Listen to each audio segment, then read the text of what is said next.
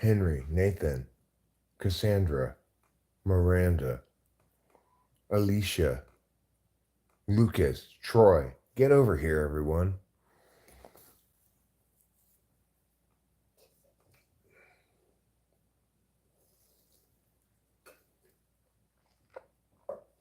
What happy really mean? Good question, everyone. I think you should pat yourselves on the back for such a good question. What happy really mean? Happy really mean sad? Happy really mean laughing? What happy really mean?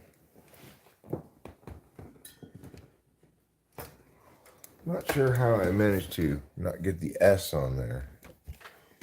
I intended to have the S on there. But then it was too late. By the time I caught it, it was way too late.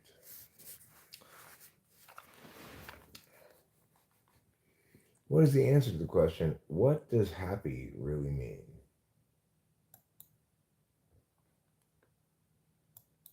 Well, one thing I would say is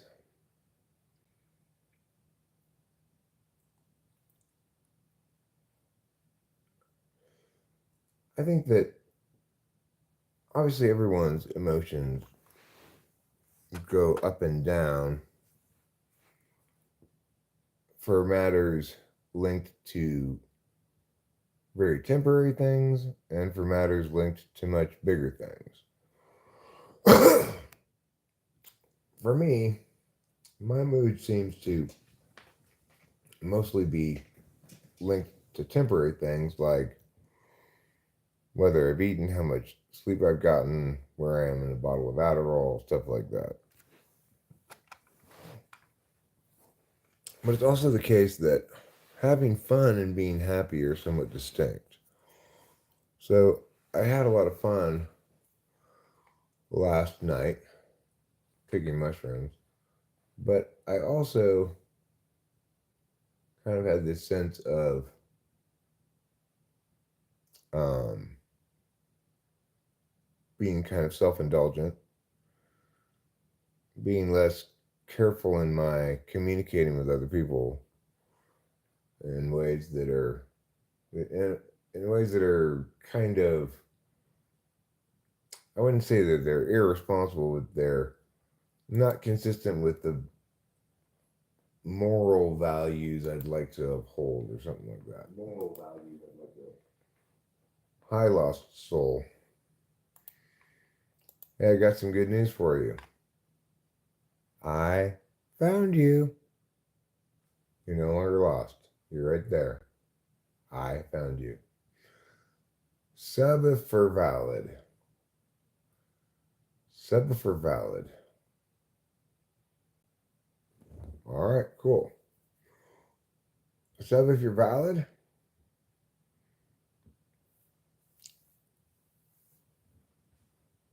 Do I have to also be sound?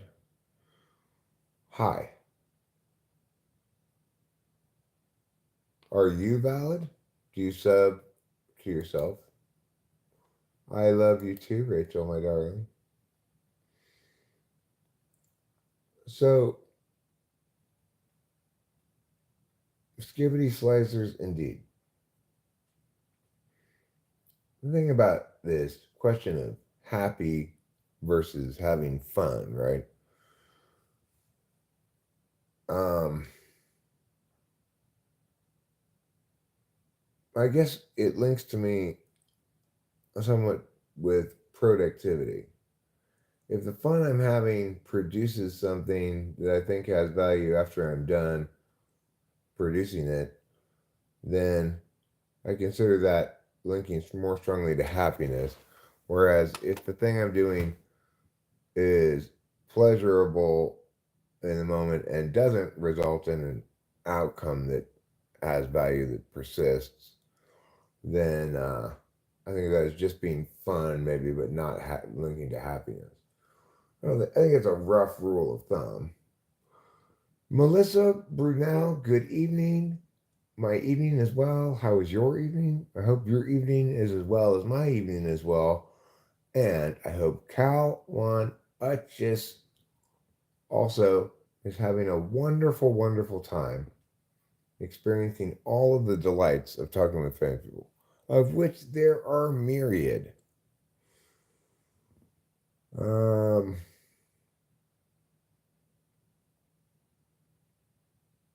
I guess the subject comes up because I find myself pleasuring myself a lot, like with, I mean, in a general sense, with cartoons, food, weed, uh, reclining, etc. And I don't oppose those sort of things at all. I don't feel I need to be a hard ass on myself. At the same time, I feel like I would like to increase my ratio of overall being fun that's more more represents creative efforts and less just represents indulgence. It is a beautiful day to be alive. And I want to make sure that I'm making the most of my beautiful days of life. I wouldn't want to get to the end and be like, damn, I wish I hadn't wasted so much time. I think you're very beautiful, Rachel Strauss. I think you're my most beautiful Tony Danza.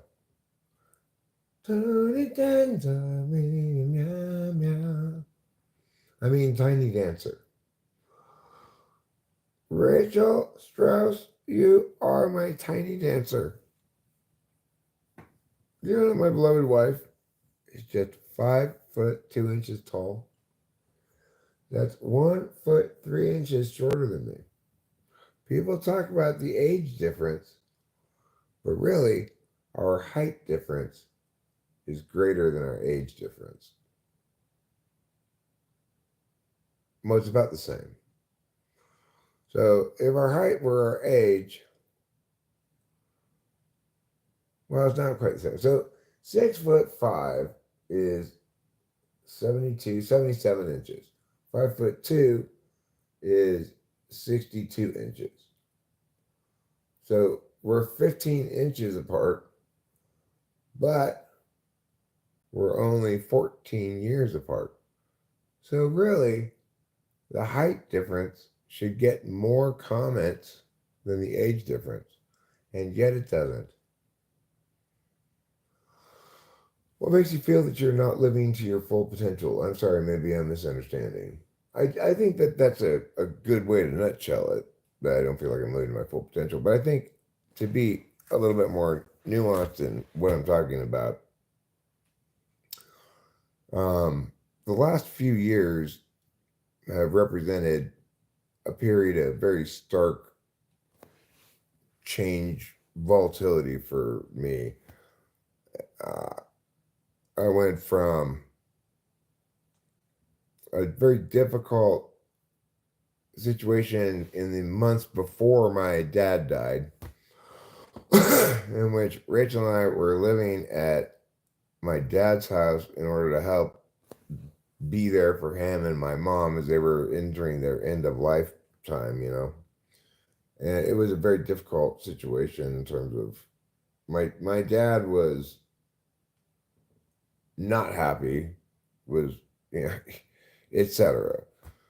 So when then within about 5 months of each other, both my parents died. We sold the house in LA. We moved up here. It's been a lot of big events. So one thing that happened when we moved up here is right after we moved up here, we uh, we had to deal with the fact that we didn't have good internet at first. Like we went from LA where I had fiber internet up to here where we had DSL. So the kind of things I got in the habit of doing back in LA, such as recording car musing videos and uploading them, were easy to do. Can you please not spam? Tang Chang? If you actually like Trump, then you shouldn't spam because obviously nobody likes spam. Do I know who Ligma is? Is he the guy who gave me that horrible disease?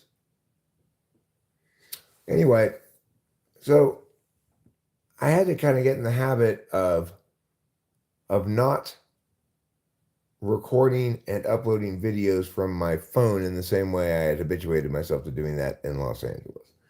Accordingly, I started live streaming more because it didn't pose such a bandwidth burden. Well, some months back, the phone company finished their connecting the fiber to this neighborhood, and we were able to get fast internet. Now I have fast internet. I have to work my way back into the habits of before, which made better use of my time and my phone to make more more content than I do in the status quo. Uh, Tonight I did make such a video in the car, a 24-minute video in the car of me musing about this subject, really. And I uploaded it when I got home because uh, I was, I, and in doing all this process, was reminded of the fact that, oh, right, this is easy. Our internet's super fast now. Looks like I gained some healthy weight. Light form.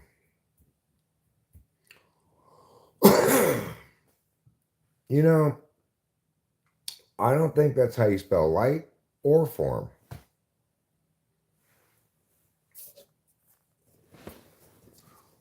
Looks like you caught misspelling disease. Perhaps from that time when you were working with those snotty-nosed children. No, sleep till Brooklyn. I will sleep tonight. I slept this morning. I will sleep tonight.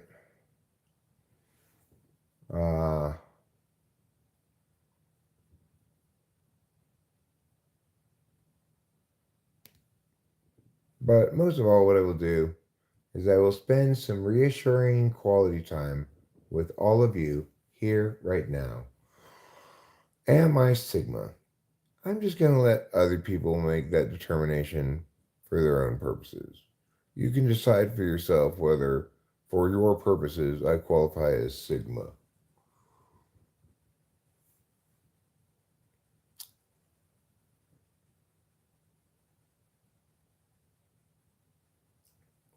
I think I'm Zweedle.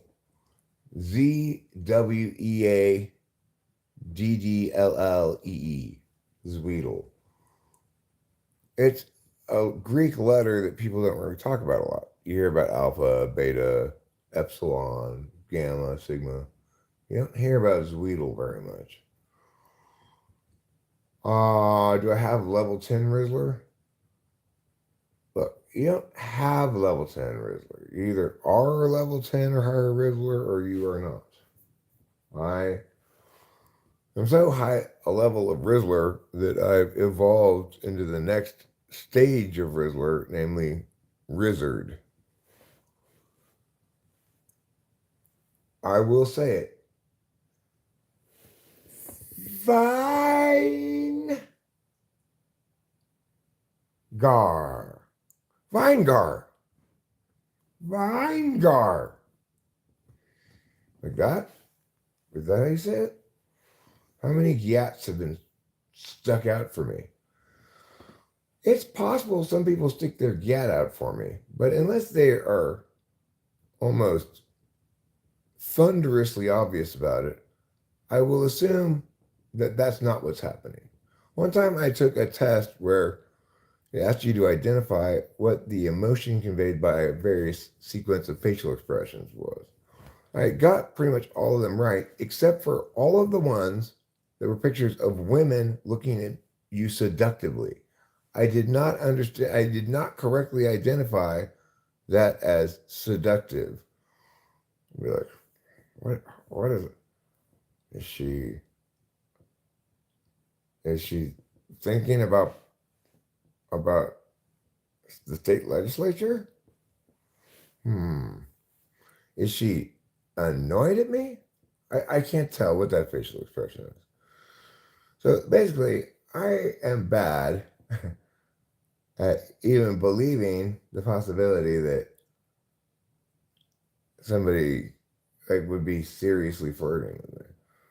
I just never got used to the idea even. So it is the case now. I'm more aware of the fact that at least some of the time when people appear to be maybe flirting with me, they actually probably are.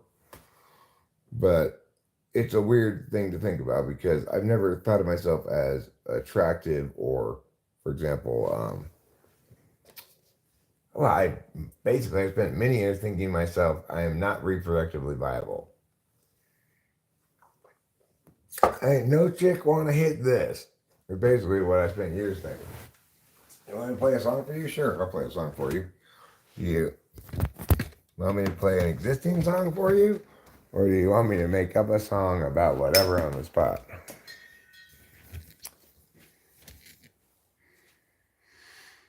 Savannah.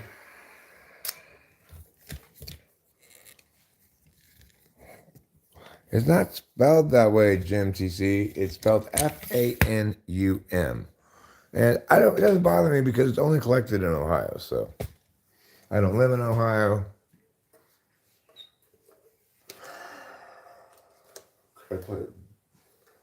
Well, I'm really directed my question to Savannah.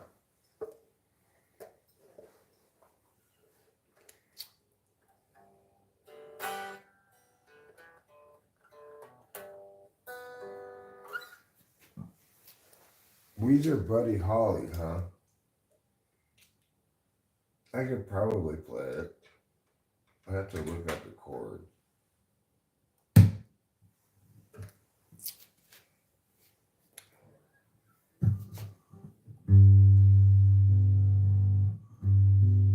Oh, that's fine, Donovan Edwards. I appreciate your suggestion.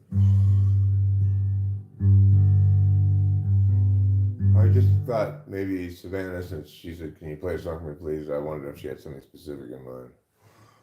I don't know. Maybe she just figured, too slow, I'm out of here. I'll play this song. It's a song called Matter of Mood. When I was younger, it seems that everything gleams. I don't know what happened to me, but I've lost that sense of urgency, and I don't know if I'll ever see it again. If you follow my lead, you'll discover I'm loster than you, and you'll wanna know the way to get back at you, wherever you knew that you knew. And tomorrow will be just like today. I'll be lost then too.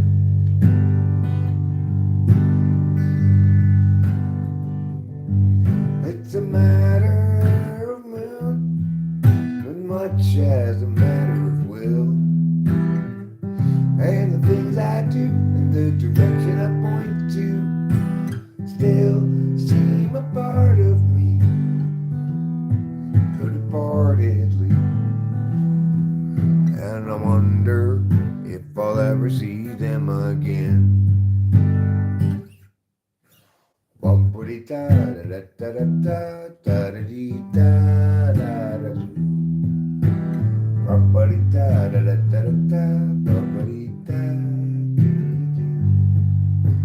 All right, I will meet both Outlaw Kibo's and Melissa Brunel's request.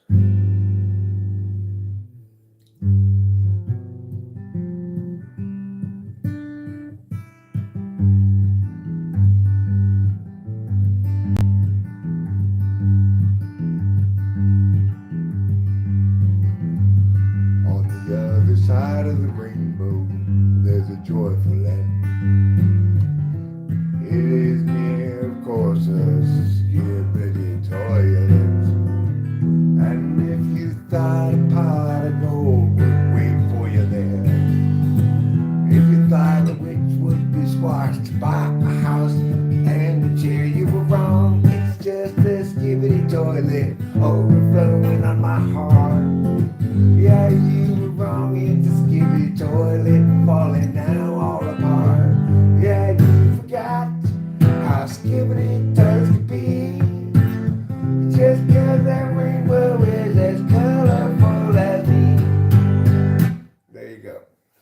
rainbow plus skibidi toilet. Sure.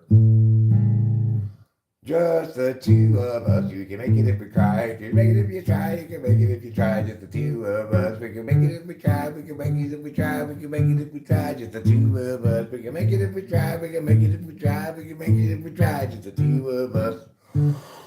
Only us two. Beautiful, beautiful, beautiful, beautiful, beautiful. What you say, I'm saying only the two of us. We can make it if we try. We can make it, we can make it, we can make it if we try. Don't give up now. We can make it if we try. Just the two of us. We could see what we are. We could be just the two of us. I don't know that song, just the two of us. Just the two of us. We can make it if we try. Just the two of us. You and I. Chip Broadhead, you're such a scoundrel. Did you know that? I've told you that before, I believe. And you just come back with more shittiness. Are you just overflowing with shittiness or what? Okay, well, I'm sorry, Melissa. Somewhere over the rainbow. I have to look up the chords and words and stuff to it. I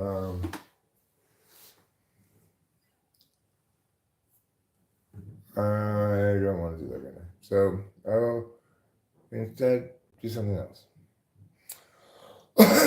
Like, what will I play? I was thinking about something. I'll play this.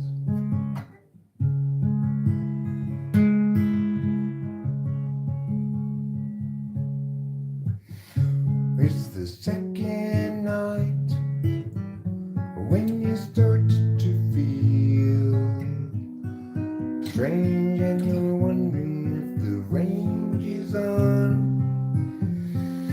Sending sparks of soar in the kitchen sky. An actual night. Is there no top to the dark up above the shelves? Where she stores the child above the sleeping forms of vivid mind figurines of Western lonely types. They lie beneath a million running suns. They're rugged and they're done with the actual night. It's the second night. They start to feel strange and you're wondering if the range is on. Sending sparks of soar in the kitchen sky. An actual night. Is there no top to the dark up above the shelves? Where she stores the child above the sleeping forms of vivid mind figurines of Western lonely types.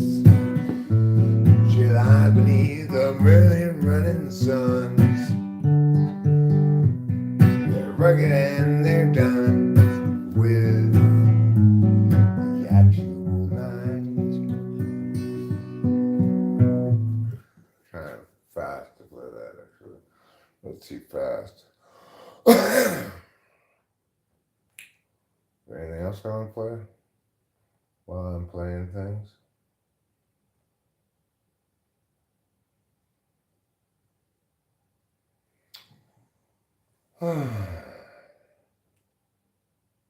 Is there? Maybe? No? Yes? No?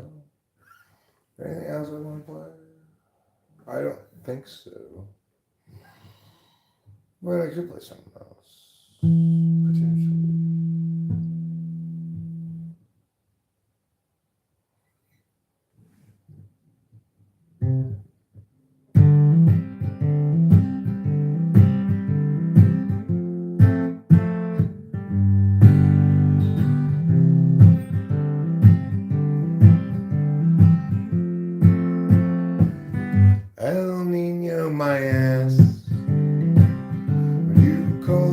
storms? Where is the rain? Those drizzles don't count, I drizzle more when I pee in the sink. But it's just the right height to catch all of the undesired splatter. But when I'm done, I'll go outside and climb a ladder.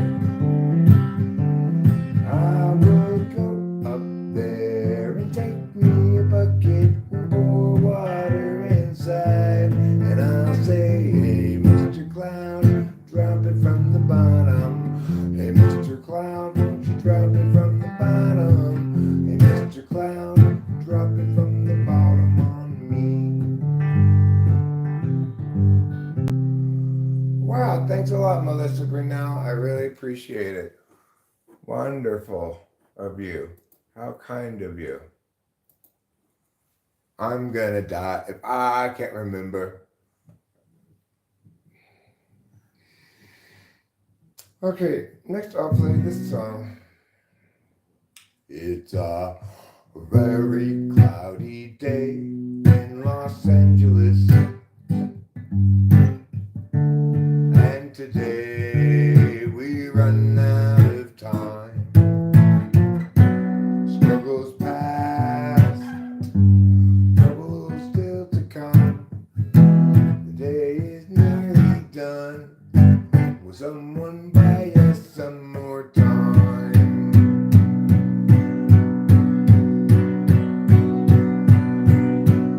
Cloudy day in Los Angeles. Cloudy day in LA.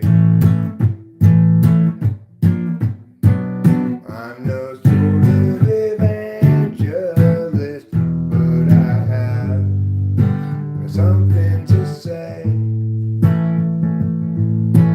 I've been strangely forgiving to those who stay awake all night, and mostly voices say to give in. They'll try to sap your will to find.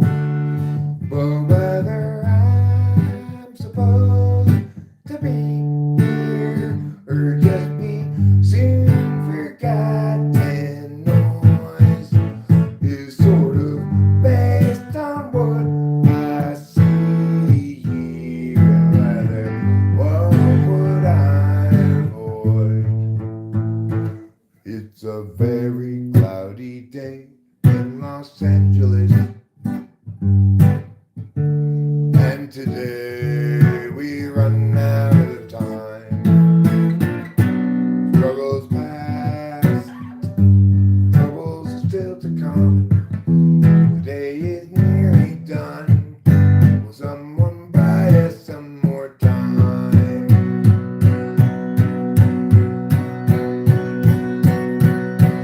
Cloudy day in Los Angeles.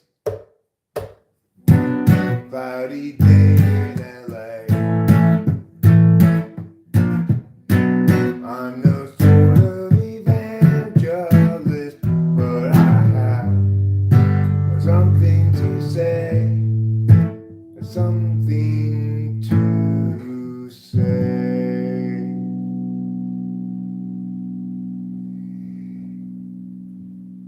Thanks for listening, everybody, to that song. I appreciate your positive regard, or just listening at all. The name of that song is Cloudy Day in Los Angeles.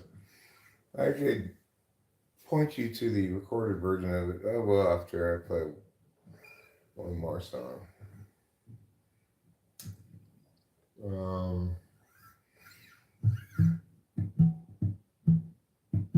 Alright, well, I guess I'll play Gregory and his guys.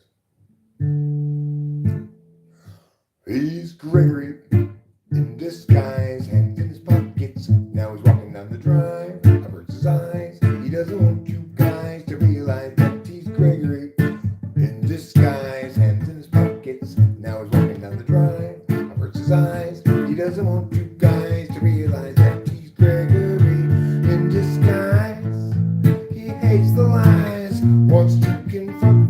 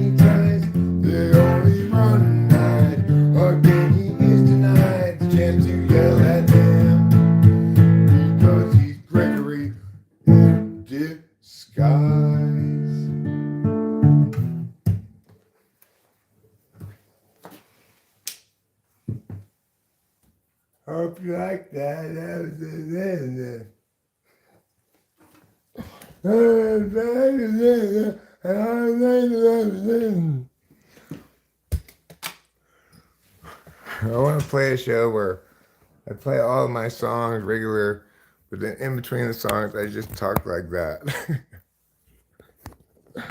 That'd be kind of strange. People would wonder what was wrong with me, probably. Oh, you want a healing gaze? Well, thanks to your kind words about my song, you're gonna get one, okay? You earned it, Canaan's husband. I want you to know you're more than just Canaan's husband. You're Canaan's soulmate, Canaan's lover, Canaan's everything.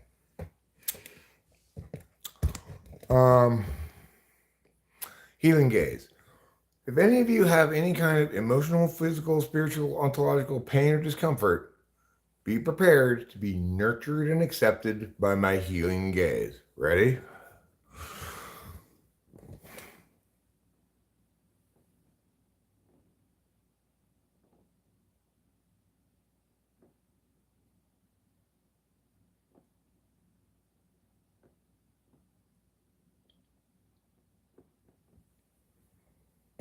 Wow. Suddenly, the cripples will walk, the dead will rise, the blind will see, people with an ache in their shoulder will feel better, all because of my healing gaze. And you know what? Even though Cain's husband, the one who earned the healing gaze, you all got to partake of its healing qualities. Kind of like a hot springs. It's purported to have many healing benefits, none of which have been established by anybody.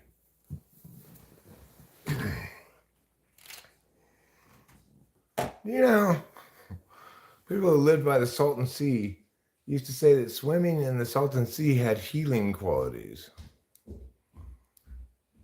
Oh, good. I thought you just died yesterday. Yeah, well, unfortunately, I had healing properties from the healing gaze stored up, so I use those to resurrect.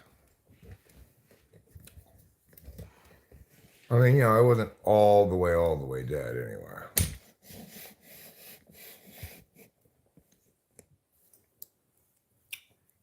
Ghosts were trying to pull me into the next world, but I was fighting them off with ghost karate.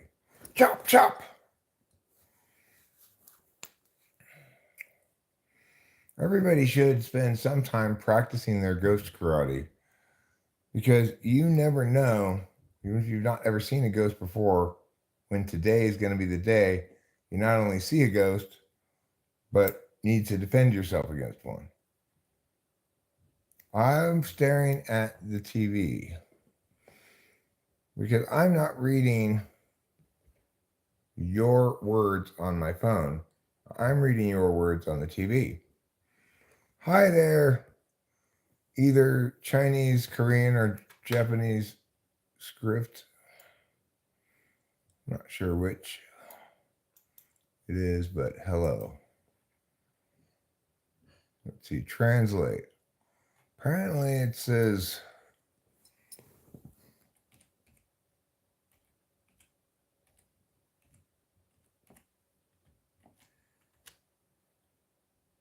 Nana Ono hello. Ono Nana Konnichiwa. Oh, it says Konnichiwa. Well, Konnichiwa to you too. Presumably from the island nation of Japan. I happen to be a big fan of your cartoons. Konnichiwa. That's why I can say things like Wakatta, Wakarimashita, so desu ka.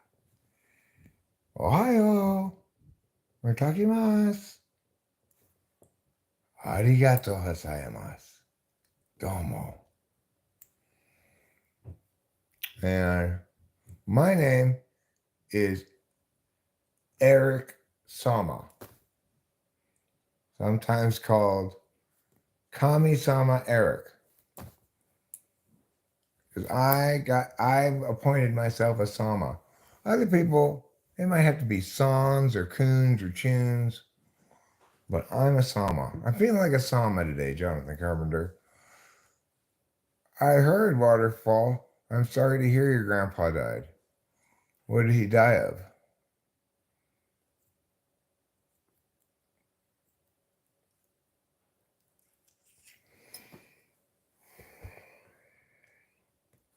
You could also call me Eric Onichan if you wanted to. Eric Sama, Eric Onichan, either one is fine. Or you could call me Taiju or Shogun, potentially. He died from a car crash. Well, I'm sorry to hear that. When did that occur? I'm going to do my very best to avoid it at all costs. Don't you worry about that, Kane's husband. I have a safety first mentality.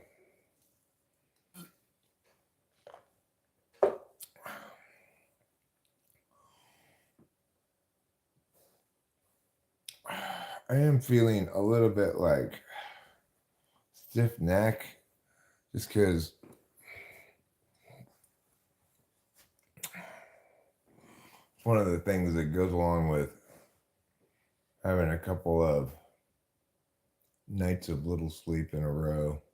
Just get a bit of a stiff neck, other things like that. Let me quote the late, great Colonel Sanders, who said, I'm too drunk to taste this chicken.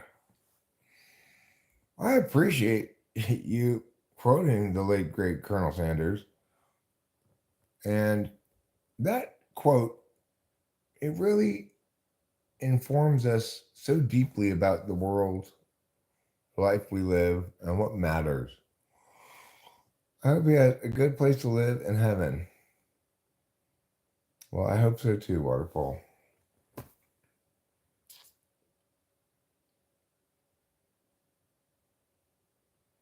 When I was in fifth grade, my grandfather was killed by a robber in his pharmacy. It was a rather memorable day in that my dad picked me up. Obviously shit went down.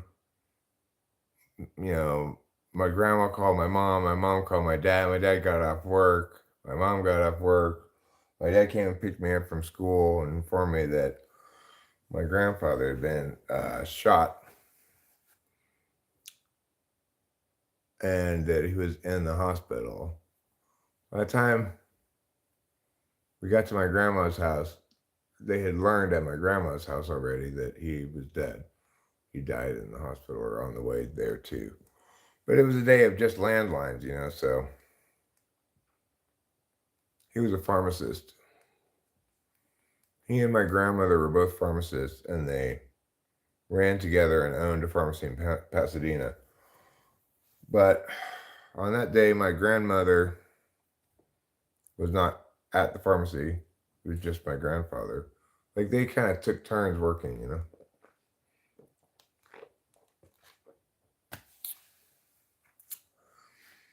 But after that, she didn't go to work at the pharmacy anymore after that. She sold the pharmacy off and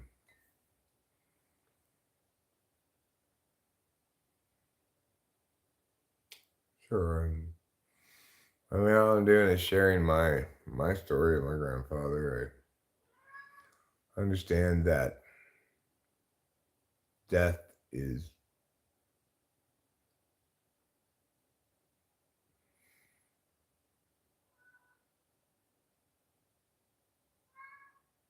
deaths are always a big deal.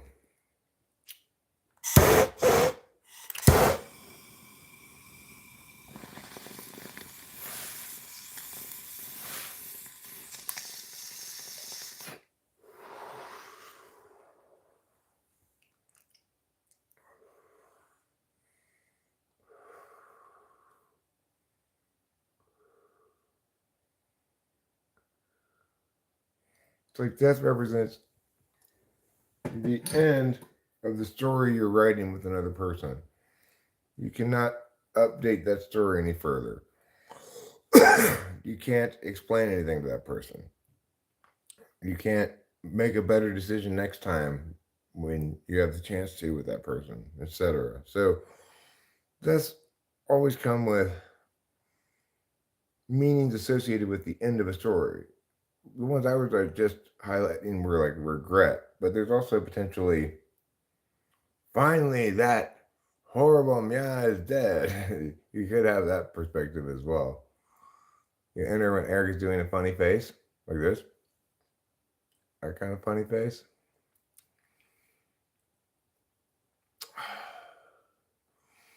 So the crazy thing is, they shot him. You know, he was shot in the stomach. The guy who shot him, Juan Prentice. He was shot 7 times, I think. It was at least 6. I'd been saying 5 for years, and then I looked at the court case and I realized it was more than 5. Shot him more than 5 times.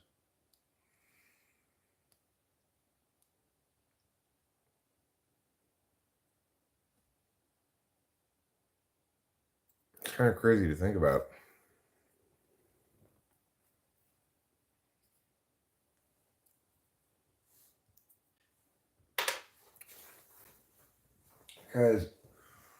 Because of all the appeals and assorted court happenings that went on after the murder, the case of my grandfather and his convicted killer Juan Prentice Snow is easy to look up online. If you put in just Juan Prentice Snow, Prentice, everything about Juan Prentice Snow is case law stemming from his engagement with my father's murder. Saludos de Uruguay. Saludos de Uruguay. Bienvenidos. Bienvenidos a Uruguay y a Paraguay y a Everyway. Todos de güeyos. Bienvenidos a todos de güeyos. Por ejemplo, Uruguay. Por ejemplo, Paraguay. I'm looking young and handsome, huh? Reminds me of the Cubs song about New York City.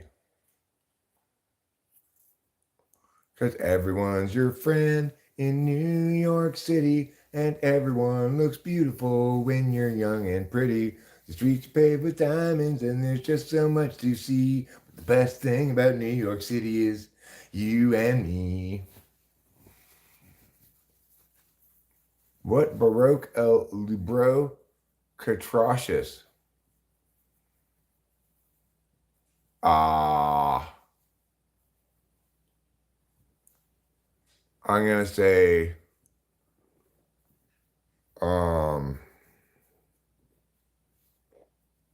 what's that guy's name? Who had those tinkly piano songs? Mendelssohn? What are the best U.S. states? You might say Mendelssohn's not Baroque. I'd point out, WAP, that El Libro Catrocious doesn't mean anything. So, yeah. Best U.S. states? I don't know. Probably not California, where I live. I live in a nice place of California. I will translate for the Americans and the Spanish, okay? What I was saying is, welcome to Uruguay. Welcome to all the Guays. Uruguay, Paraguay, any other Guay. Welcome. That's what I was saying. Come on now. What state could be better than California? We make most food for the country. We make the most money. Well, I've lived in California my whole life. It's gotten a lot worse the last 10 years or so. I mean, it just has. It's not where I live. It hasn't gotten worse. Maybe it's nice here, but this is not your typical California location.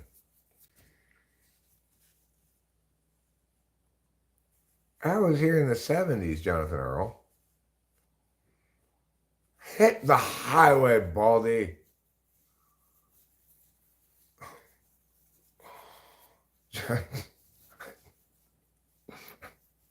Okay. I do not know what to make of all that. I'm still here just in the background, but I'm taking care of Mija real quick. It's bedtime for her. Who's Mija? Oh, mija. Oh, right, like Mexican word, mija. Oh, mija. Pobrecita mía.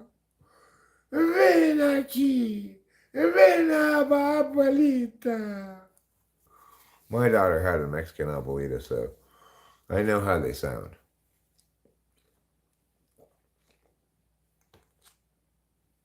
Oh, yabba, yabba, yabba. No, I've never been to Bohemian Gardens in Rialto. Well, is it? No, I've never. First of all, when I first read that, I thought you were talking about Bohemian Grove up in Northern California. Now I see you're talking about something totally different. What is Bohemian Gardens? But I don't think so.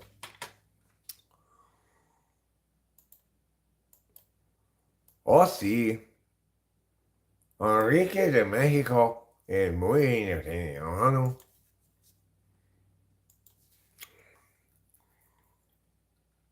Bohemian Gardens in Omaha.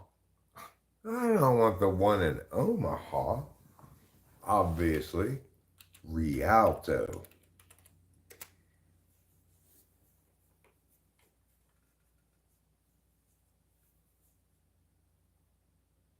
You're talking about the town of Rialto? There's a town around Southern California called Rialto someplace. But I do not see this place you're talking about. Bohemian Gardens. Unless you're talking about what became Busch Gardens, that was before my time.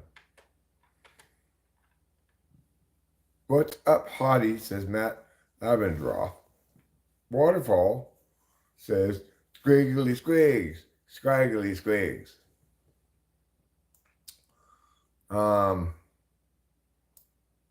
It was an old club right up the street from where I grew up. Translation of Mia into English.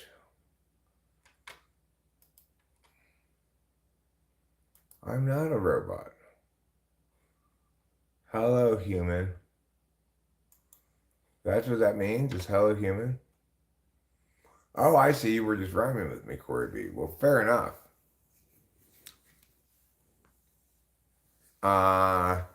Vi que mi perdí quien están hablando español today. It was on Locust, far north, pretty much Riverside Avenue in Locust. Your Mija is your daughter. Poetic Flacco says you're amazing, dude. Well, thanks, Poetic Flacco. Very kind of you to say. I will, of course, note that yes, I am impressed with your gray box and check mark. I'm very impressed. I'm not exactly jealous because I believe someday I will get there for you, with you. I will be there with you. I'll get there after you've gotten there, but eventually, someday, I too will get a gray box and a check mark. I believe it in my heart. Maybe I'm just being unreasonably optimistic, but I already played a song for you, Savannah. I asked you like what song you wanted me to play, and you didn't even answer. And then I played some songs.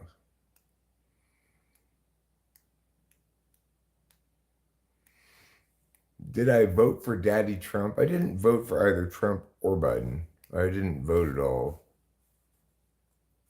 And you asked me that earlier, man, and I played multiple songs.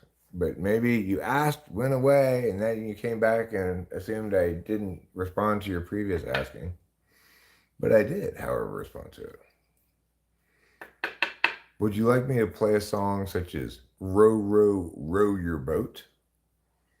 Because I recently heard this track, and I don't know if you've heard this song before, but it absolutely blew me away. Like, merrily, merrily, merrily, merrily. That's a bold choice to go 5 merrilies in a row. I was impressed. There's an artist with a vision. She's a half a Mexican. My daughter's half a quarter Mexican, actually. Her mom is half Mexican, so. The mom is the one with the abuelita. Her mom is full Mexican, but her dad is. Her mom is like full on Mexican from Mexico because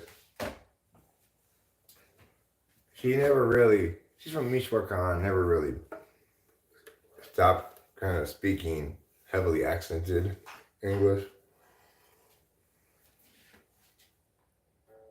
Normalement, je ne m'élevais pas le matin. Well, I agree with you, Frenchie. I agree with you 100%. Okay. Can I play Cupcake?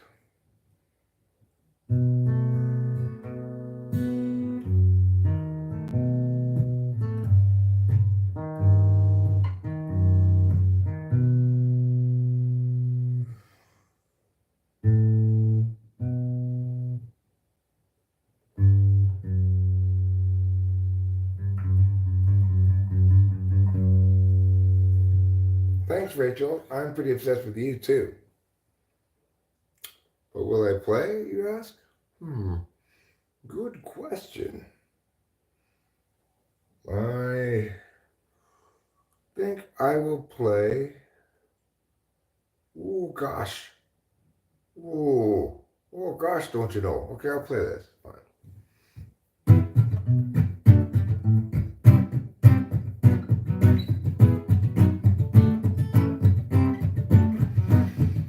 We need to know. We need to see. We need to pen happenings down by our need to judge our logical life. We divisively unlike and from which we'll rarely budge. People everywhere gather up, enemies outrage that tower. They miss a sign. How do they set their priorities? And that they have their identities into an heartache and misery, far unnecessarily from their savage ways. Insulting cars in a desert, we're stuck with such petty larceny. We all partition the rectories and call it destruction of the whole damn world. Duty shares now her limits, hoping Julie will too. Jerry shares for 4 minutes. He just can't share things like they do. Julie always thought that she should have bought to when she had the chance to buy, and she soon forgot about shouldn't act. Although she ever called, she'll die.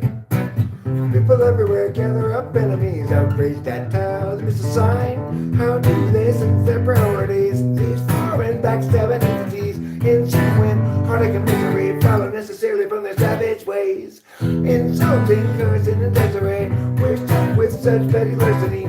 We all partition the rectories and call it destruction of the whole damn world. Kaboom.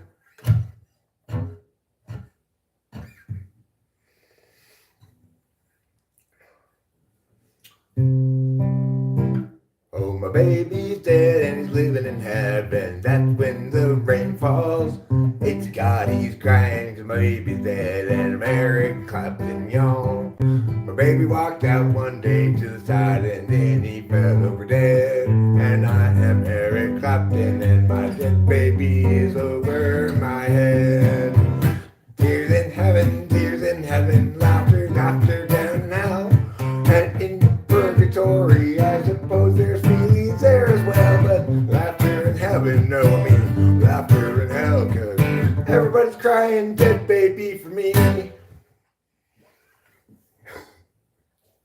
How's that? That's the song Eric Clapton should have written.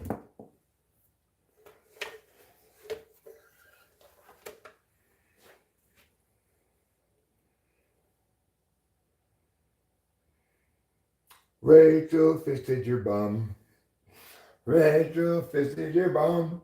Is that true, GD? Did Rachel really fist your bum? And if so, did she wash her hand afterwards?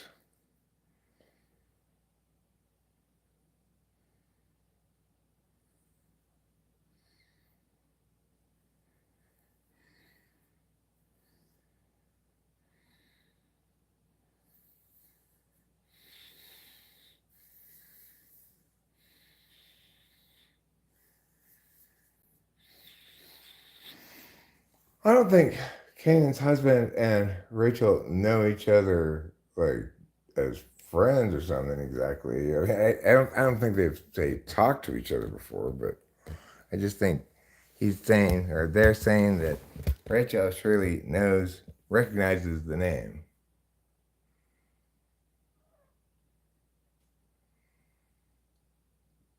Hopefully not.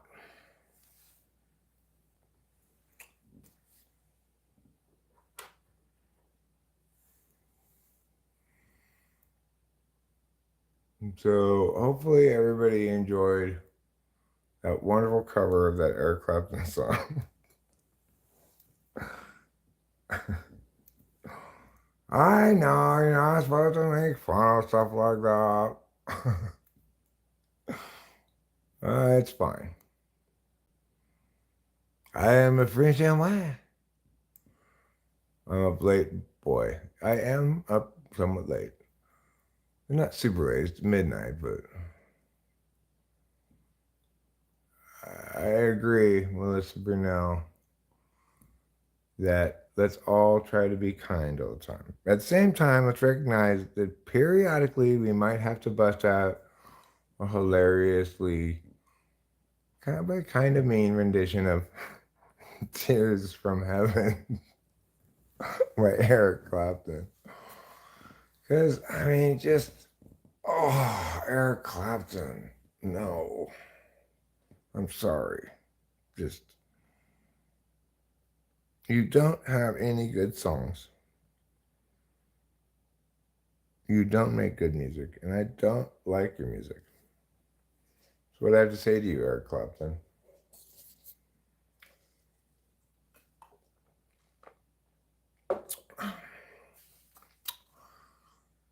How about this, The Watcher?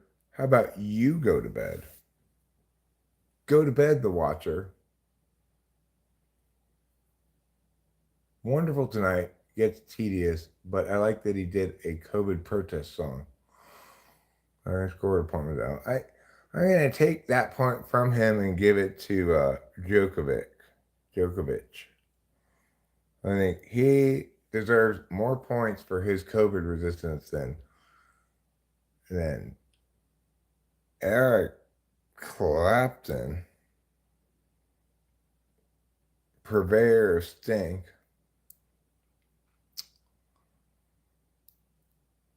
Well, I mean,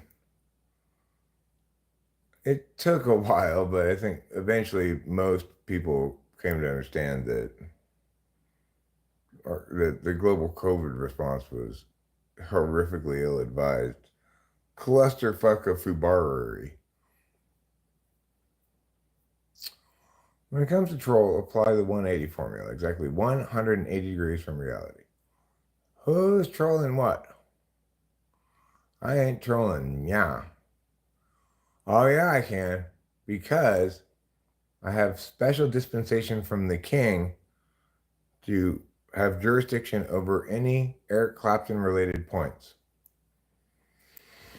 The king evaluated everyone in the kingdom's taste in music and concluded that I'm the most correct about it, and ergo, I'm in charge of Eric Clapton points.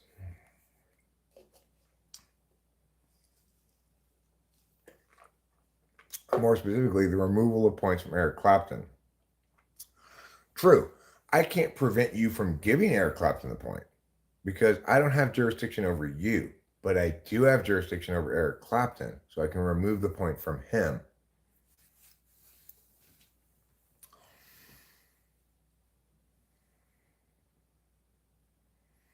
Hi, says Frozen Roses.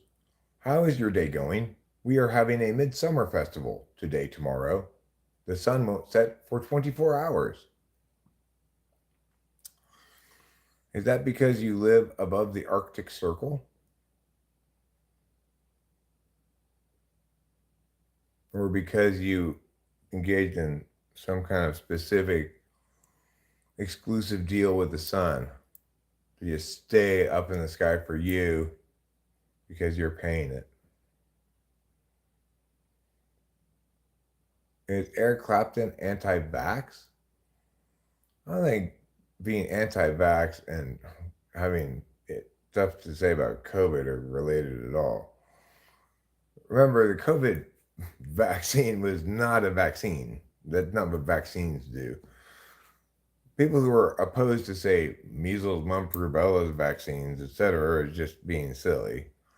People who were opposed uh, to the global response to COVID or were just correct. You know, in fact, those of us who articulated that the vaccine wouldn't work because it was a coronavirus, and that's not indicative of what we know about coronaviruses at all.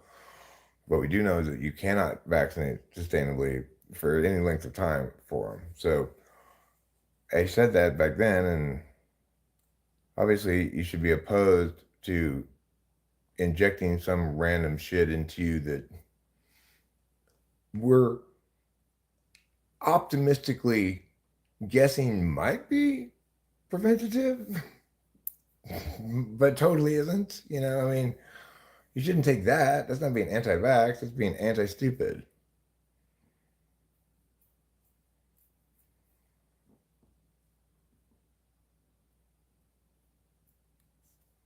And then she asked me, do I look all right? And I said, yes, you look wonderful tonight.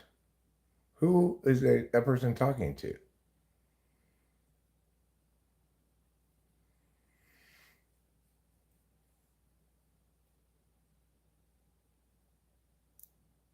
Jamak, Sweden. Jokkmokk. Jokkmokk? That's the name of your place? What a strange name, Jokkmokk. It sounds like kind of like tribal. Jokkmokk.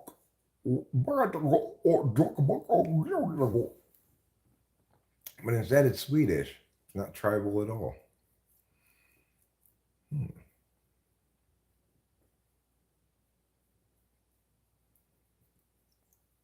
Well, Matarazi sound, hello, good day, good morning, and good night. May all of your Christmases be filled with laughter and joy.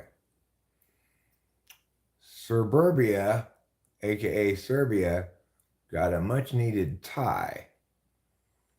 4 points doesn't automatically get you through, but probably would get Serbia through if they were to win their last of the group games. If it's tried and tested, that's fine, but people now are suing uh, vax companies. Blind trust isn't smart, but it's not like they said get it or you're fired and you actually need that money to survive.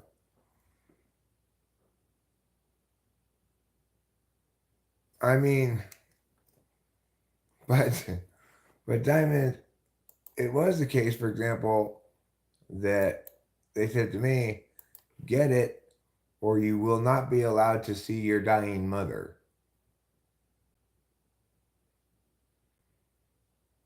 So that is what they people were being told that.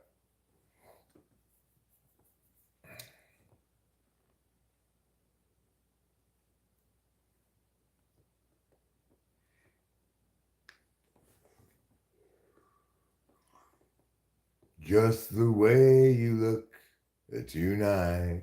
You love my shirt, King Hall? Do you recognize it? Is that what you're saying? Oh, you're being sarcastic. I see. I'm still learning the ways of sarcasm. So You'll have to excuse me not getting it. Ooh, yeah, baby. Ooh, yeah. Why do you smoke if it's bad for you? It's bad for you. Well, smoke what? Why do I smoke what? This is a vape. It doesn't actually produce smoke. Whereas, say, a THC vape does actually produce smoke, and they're both called vapes. One of them produces actual smoke, and the other thing is not actually smoke.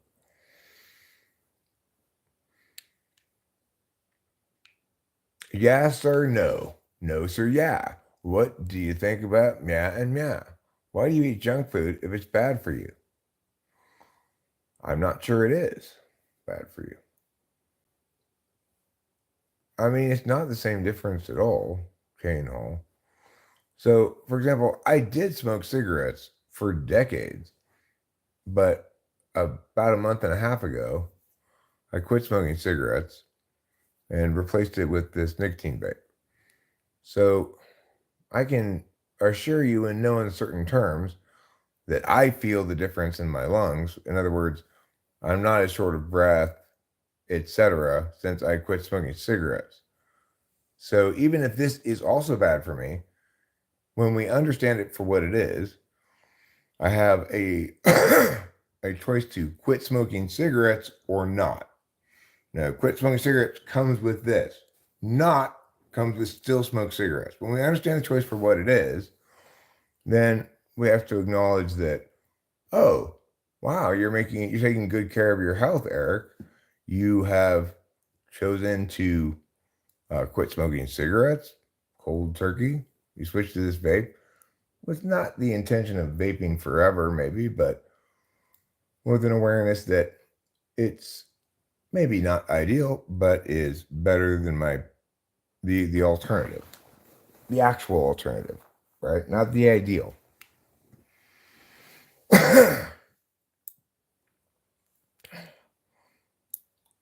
So Khalil Al Shadi, when you're saying something like nope, you need to specify what you're negating because nobody knows what you're talking about.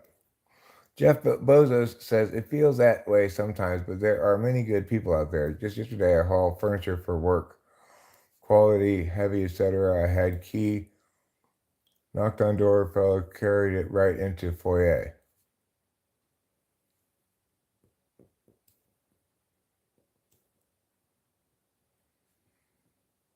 Well, Kane Hall, I care about my overall well-being enough to not want to play with your very thinly veiled trolling efforts, you know.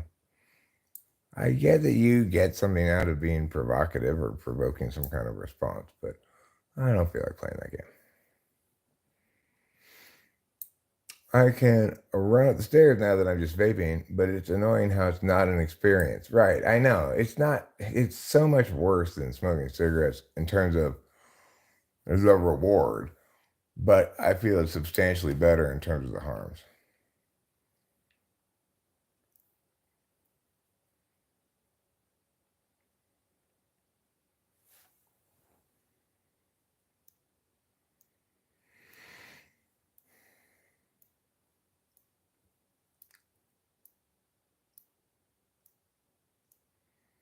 I know, Kane Hall. I've been doing this YouTube stuff a long time. So, Kanan's husband, just to clarify, what you are saying is I should smoke cigarettes instead. I should go back to smoking cigarettes that's less bad than vaping.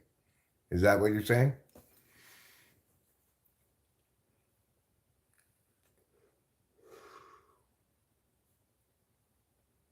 Actually, you're asking the question, doesn't it cook your lungs? I don't, I'm not exactly sure.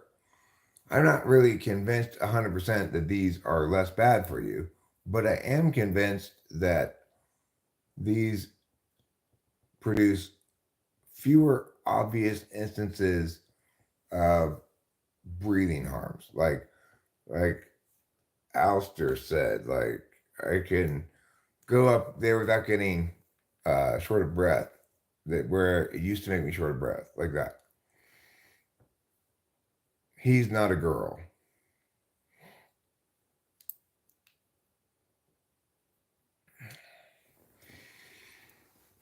I started smoking cigarettes when I quit drinking recently, says Isaiah Rude, and the habit does not go away. I used to have one occasionally, now I smoke cigarettes.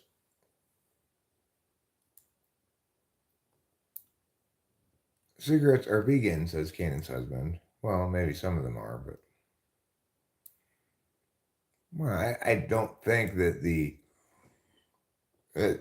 jury's. I think the jury's still out as to what the harms of vaping are. There are some specific kinds of like faulty vaping juice that produce very determinate and easy to identify and lock down kind of harms. But uh, for something that's a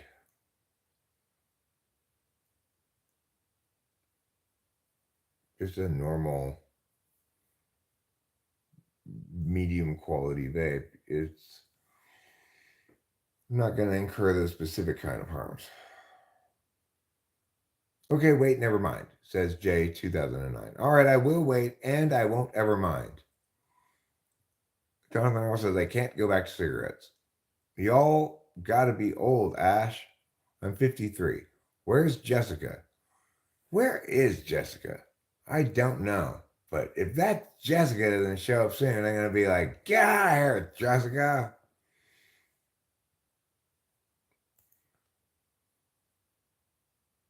Kane's husband says, I'm just messing with you. I hope you can quit smoking and vaping so you have a long, healthy life and can keep streaming here. Well, I would like to have a long, healthy life too. I do smoke weed.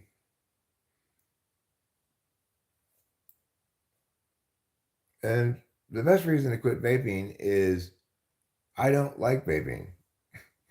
But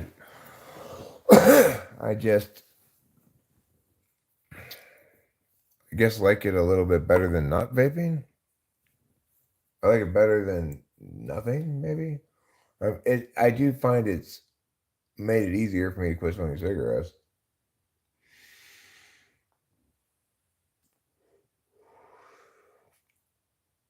4 out of 5 doctors recommend flossing. The fifth doctor says, hey, I'm not a dentist.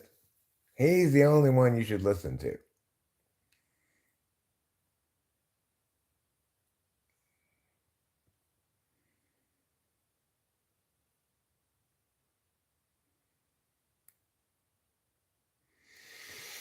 Smoking has benefits within its harms. Well, I mean, I am aware of one study that showed that children exposed to secondhand smoke had lower rates of lung cancer, provided they didn't grow up themselves to smoke cigarettes. All right, Khalili, you're getting timed out. If you can't engage appropriately, if you just want to try to play hide and go seek with your brother under the tables while the adults are talking, you're going to have to go on timeout. Hey, Dreamsy Smokes. How's it going?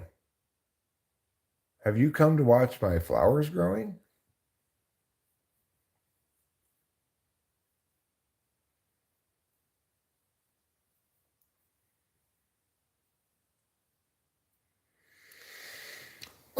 I mean, presumably it somewhat has to do with the nicotine as well, but uh,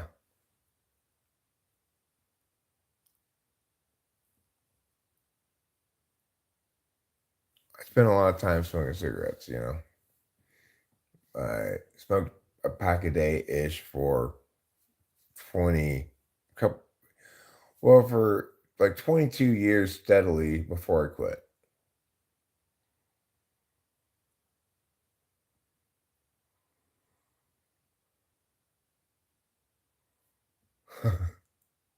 Now go play hide and go fuck yourself.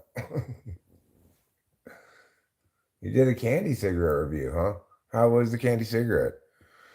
Did it taste like tobacco with sugar on it? Oh, that would be a candied cigarette. My mistake.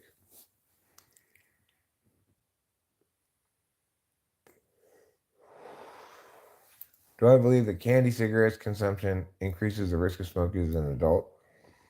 I doubt it did. I guess they don't sell those anymore, but I remember them from when I was a kid. They also used to have Big League Chew. Do they still have Big League Chew?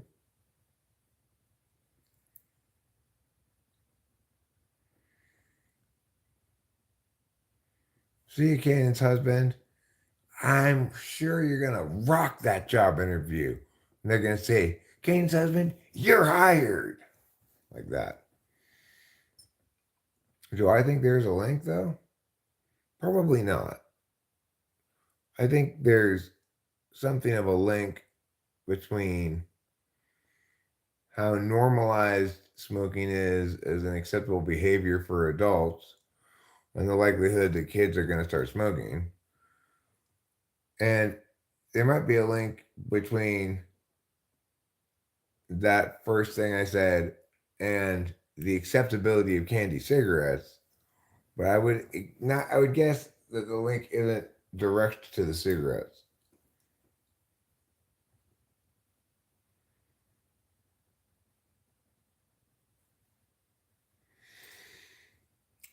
For sure, since they put sugar in everything. They didn't put sugar in everything, they put high fructose corn syrup in everything. So why not the nicotine gum or whatever that I've heard about is mostly about the nicotine? If it's mostly about the nicotine. Well, because I that's not the delivery mechanism of nicotine that I'm accustomed to. So, like this, I'm still getting nicotine via my lungs. It it makes it such that even it's kind of like it's tricking my lungs into thinking they're getting what they want, which is a cigarette.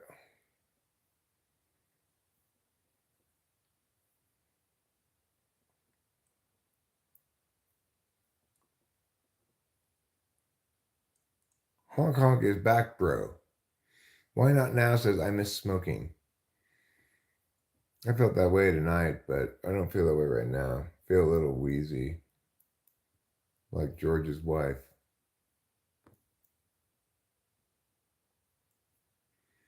I said, do you know why there are two different nutritional values? He said, no. I said, because Doritos lost a court case. There you go, Hong Kong. There's a hug for you.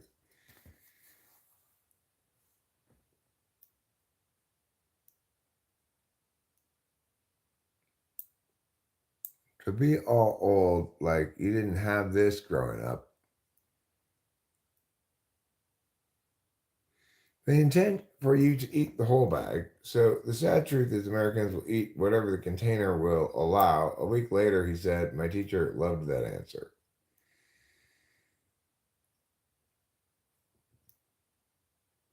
I mean, it may be the case that the makers of Doritos attempt to package it such that a person is likely to finish the whole package and that be a little bit more Doritos than they would otherwise uh, eat. But that doesn't mean that they intend anything. What they're trying to do is maximize the amount of Doritos they're selling. But it doesn't make any sense for them to want you to eat the whole bag. What they ideally would like is for you to finish the bag and want more Doritos. Okay, Tang Chang, I already told you don't spam. It makes people dislike both you and the thing you're spamming about.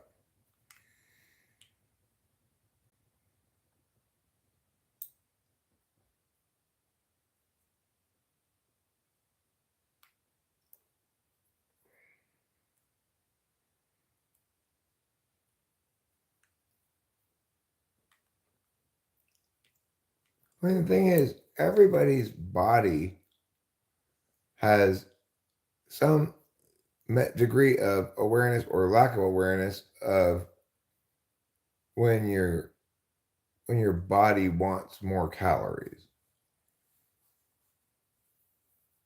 And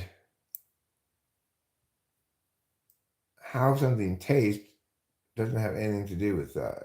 It's true that maybe you'll feel full enough if the food tastes like crap, and you'll want to overstuff yourself if it tastes delicious. But it's not the case that making delicious chips that are packaged to maximize the user experience of chip consumption is some kind of nefarious plot. It's an excellent job by the corporate world of giving people what they want.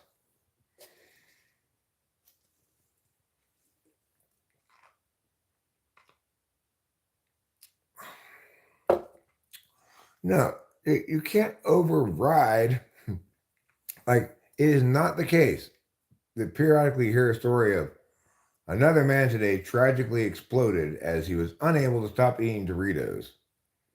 No, incorrect.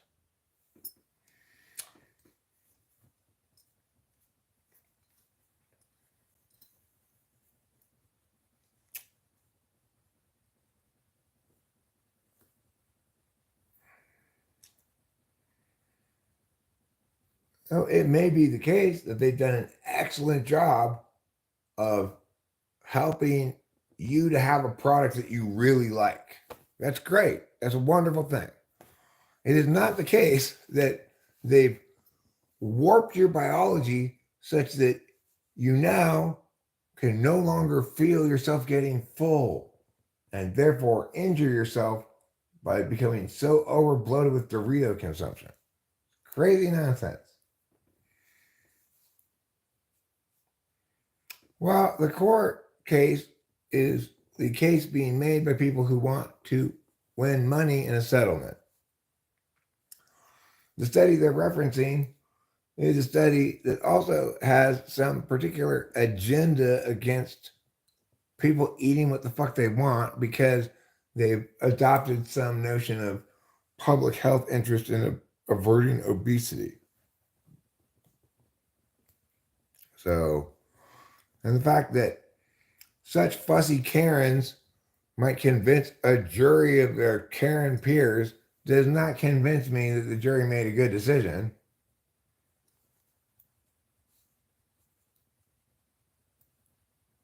No, Jonathan Earl, I just disproved it, right? If in fact Doritos had some mechanism of shutting off the human body's ability to feel full, then we'd explode in continually eating Doritos. That never happens. I have years of experience eating various chips, okay? I can assure you that to the extent that I ate more Doritos from a bag in a given sitting than, say, Ruffles, it would be negligible, the difference.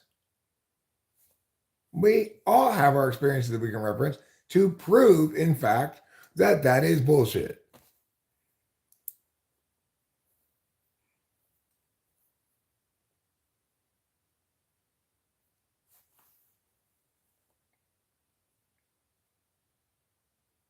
To prove they can do what? So, Jonathan Earl, let's say you went to Subway and you got the sandwich, drink, chips combo. When's the last time you've done that? Have you done that recently? When's the last time I ate Doritos? Fairly recently. A few days ago, a week ago or something. I ate like 3 of them. But in fact, it is not the case that as you eat Doritos, it feels like you've not eaten any Doritos. Well, that's not going to be good for your health, Jonathan Earl. Fast food is a critical part of an important breakfast. One of the wonderful things about fast food is you're getting sufficient amount of protein, fat, and real convertible energy, you know? The human body is designed to convert other animals' flesh into energy. We can get by on meager rations if we wanted to, but we're more likely to die on the Oregon Trail if we do. So it's important for everybody to eat lots of fast food, fat, lots of protein, lots of gluten. And it would be nice if they also ate vegetables because otherwise they might have some problems pooping. However, it's mostly important that they eat a lot of heavy stuff, you know, cheese, sour cream, meat, bread, lard, shit like that, bacon, stuff like that. If you don't eat enough of that, you are not going to function very well because your body is eating non optimal food, right? It's eating food that you have to chew this many chews, but you only get a little bit of calories out of it, and most of it you end up pooping out. That is what you eat when you are not able to eat healthy food like marbled steak or hamburgers. Those are healthy. And if you want to help yourself poop, have them put lettuce on your hamburger. That's fine too. I am a nutritionist. People just don't listen to my nutrition advice.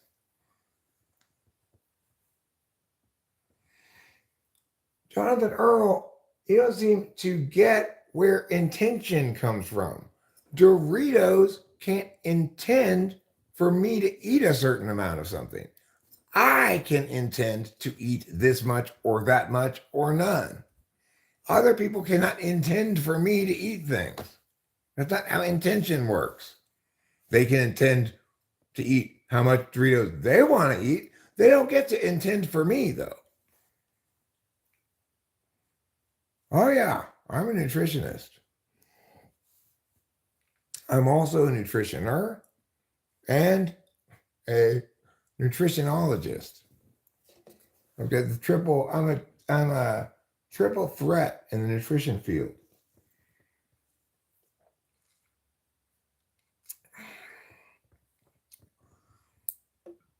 No, I've seen those kinds of articles. I've heard that actually. I'm familiar with that term.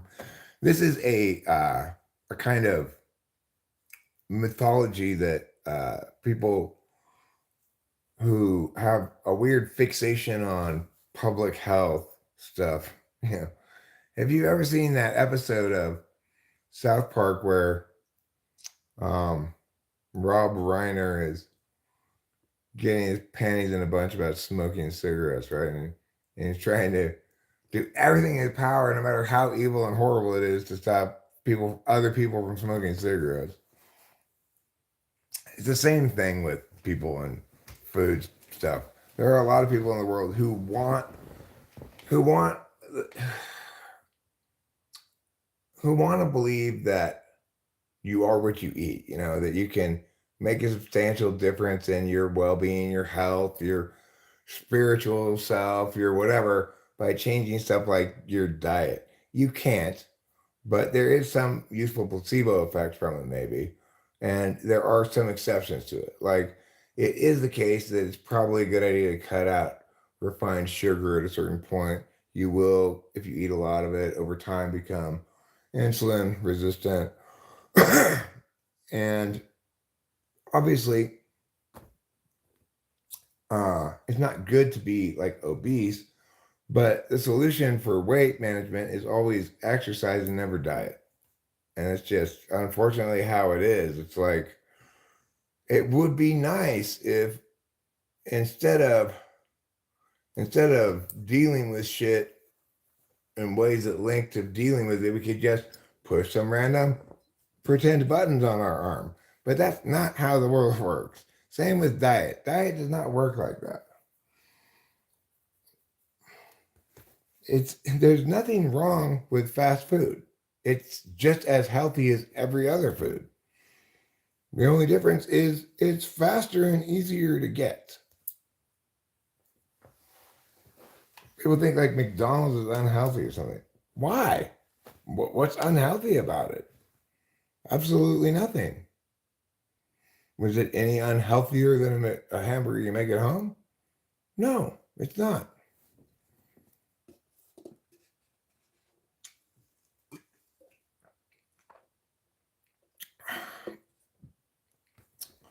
I'm not going to deny that sugar, refined sugar, has a unique relationship with your body among dietary things. There are certain vitamins that you actually do need that make a difference. B vitamins help. I can tell the difference. That's not all bullshit. It's just almost all bullshit.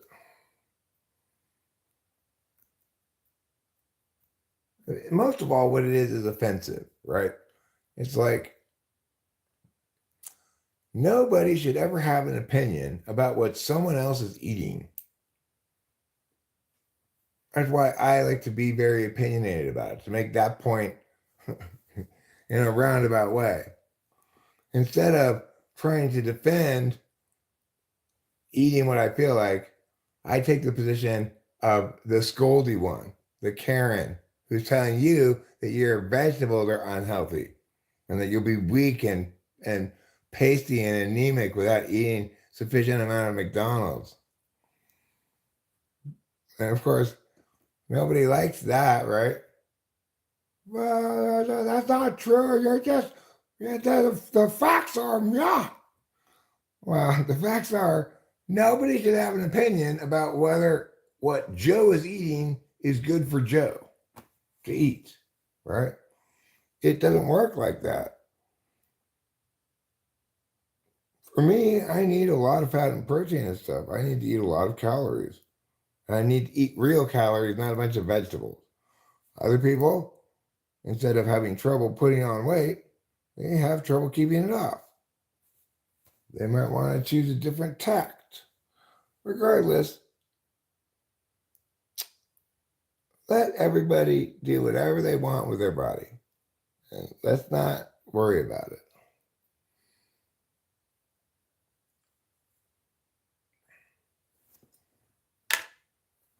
Don't do fentanyl, though. It'll make you hunch over, apparently. I saw a video today saying that. It makes you like bend over at the waist.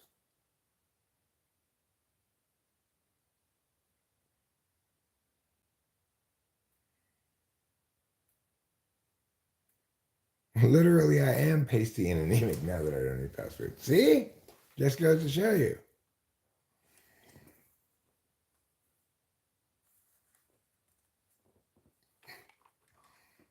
Again, Doritos can't want something like that. Yes, their company obviously is saying we want to provide a portion of Doritos such that they're going to consume the whole bag and be left wanting more. We don't want to put too many Doritos in the bag because then there'll be leftover Doritos and they'll throw those away. Like, let's say we're talking about a single serving bag, like you get at Subway, right? Of course, any corporation wants to be smart and say, let's put just the right amount of chips in the bag so that when they finish the bag, it leaves them wanting more. Of course, any corporation is going to do that.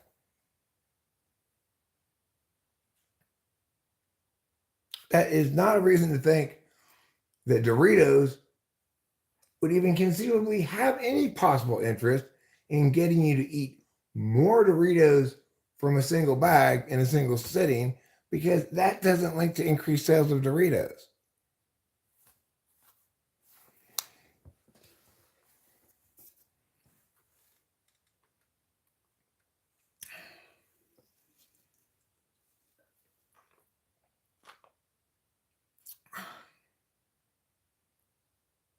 They stated what?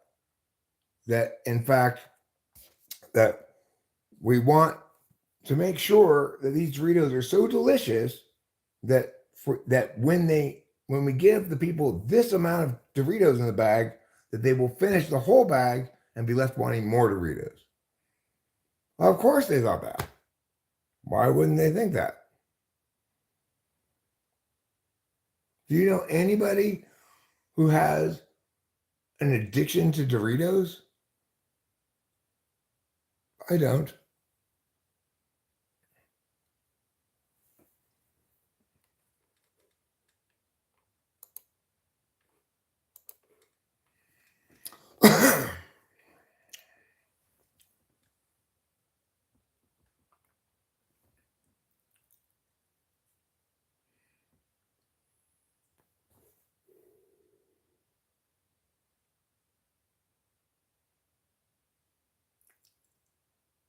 Okay.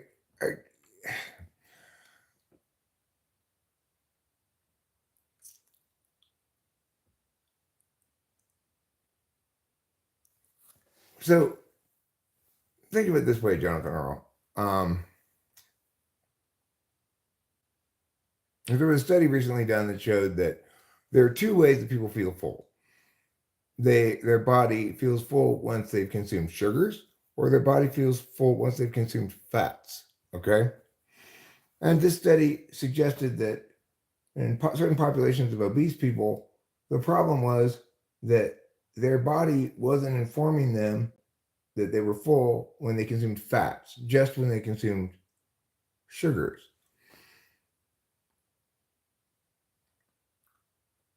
The point is, it doesn't matter at all whether Doritos wanted the flavor to be more powerful in its influence on people eating the chip than the body's indications of being full. The fact is, nobody eats infinite Doritos. So it doesn't matter what their intention is. A flavor that overrides the body's is just a dumb way of saying people like the way this tastes so much, then they eat more chips of this kind than of another kind. I'll feel full after I eat just 5 of those super salty chips, but these chips have a more sustainable flavor. I can eat 10 of these chips. It's like saying, did you know, Eric, that car companies try to make their cars comfortable and fun to drive to encourage people to drive more? Yes, of course I know that. That's what they're supposed to do. If I'm buying food from a food company, I want it to be as delicious as possible.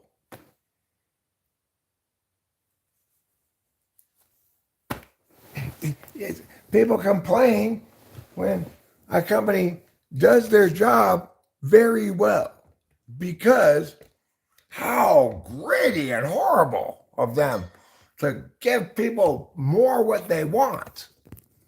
Not gritty and horrible, helpful and wonderful. Let us sing the praises of such things.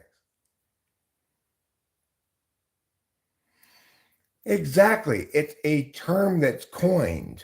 It's a metaphor. There's no such thing as a flavor chemical that magically turns you into a Dorito slave. I mean, there are such things as those kind of chemicals, like Coca-Cola used a chemical just like that. It actually did what you're talking about. It said, here's a chemical we're going to put in our drink that's going to make people keep drinking it.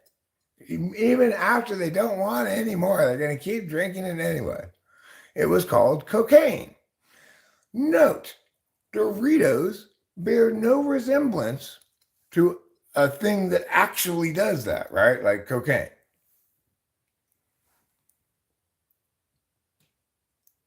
Okay, there is no such thing as bliss point. This is a way a scientist marketed to a company his understanding of flavors. It's his 5-second elevator pitch. It's not worth anything. This metaphor.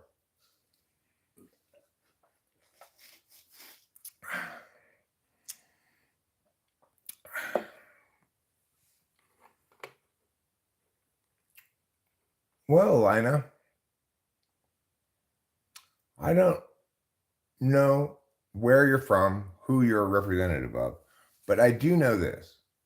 You, and you specifically, not your group, are an idiot.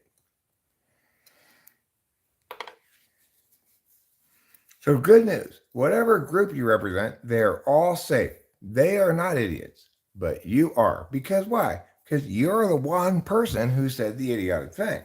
So, that's why I'm not going to blame other people from Peru or wherever you're from. I'm just going to blame you.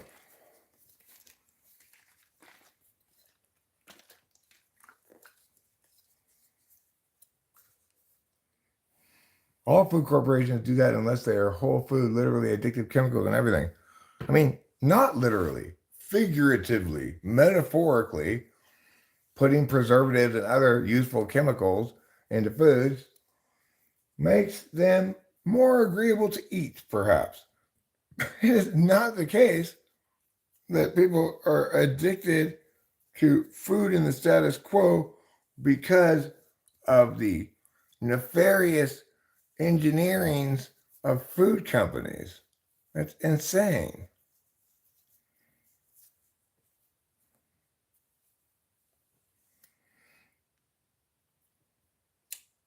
But people want to blame someone, right? They want to blame someone. They want there to be a bad guy who's responsible for bad things because of their bad intentions.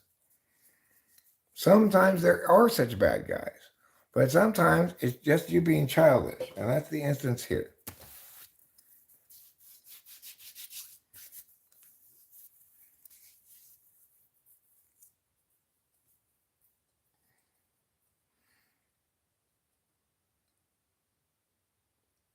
Why don't they still use cocaine and Coca-Cola? Because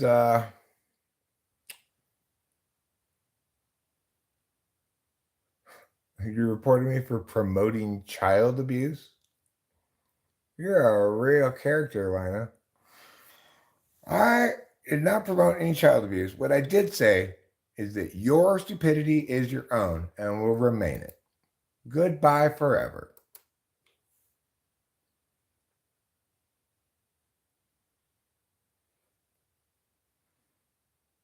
Because unlike the flavors on Doritos, those things were drugs and deserved to be talked about as such. You want to find a bliss point? I've got two choices for you.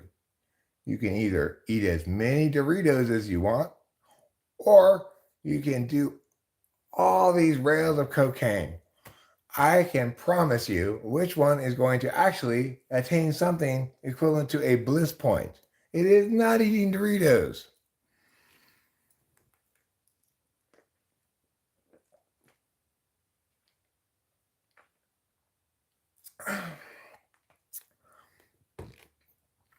Flavors are mainly man made chemicals, those are addictive. So, is it your position, May, that if something is a man made chemical, that it therefore has a property of addictiveness? Are you addicted to polyurethane stain? It's a man made chemical. Are you addicted to chlorine for the pool? It's a man made chemical. I mean, just because blessedly scientists have made great advances in preservation of food, we all get to enjoy not spoiled food that doesn't make us sick. Thankfully, because of the wonderful chemicals that they put into our food. Very obviously, it doesn't cause any direct harms because people are living longer than ever before. So let's be not nutty and just deal with reality as it is, right? Instead of assuming there's some nefarious scheme behind everything.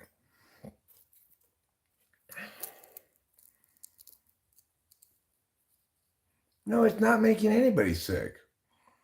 One thing we can say for sure, for example, like what do we have the most empirical evidence for safe food of all? What's the most empirically proven to be safe and healthy? McDonald's. Why? Because trillions and trillions served with nary a problem.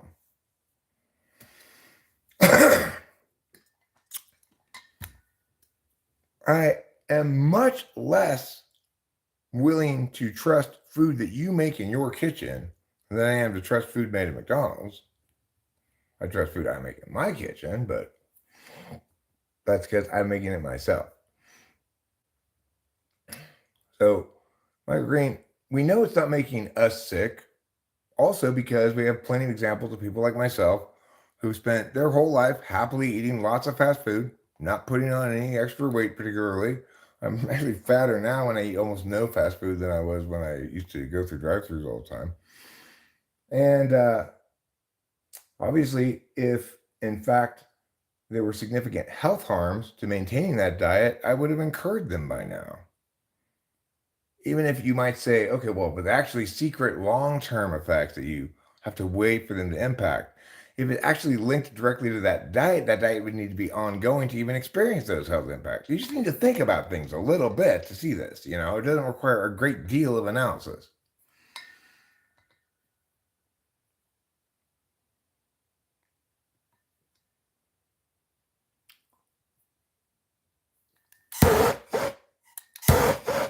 Okay, well, I am loving everybody by telling everybody what is correct.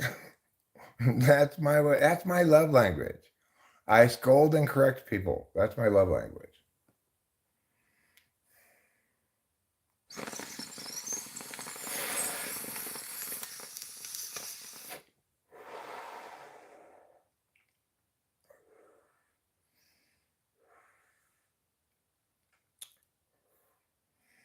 Well, I mean, generally, Atomic Elf one, what we want to do is get rid of meaningless words like processed. So every time you eat food that's not raw, it's been processed in some fashion. If I pick up a potato that's raw and just bite into it, that's unprocessed food. But almost none of us ever eat any unprocessed food except maybe salad and then just the lettuce. Remember, so for example, a cake that one bakes at home is highly processed because it's gone through a substantial number of steps. If what you mean by process, what you actually mean is it's made less natural in some fashion by preserving it well, that's just a naturalistic fallacy.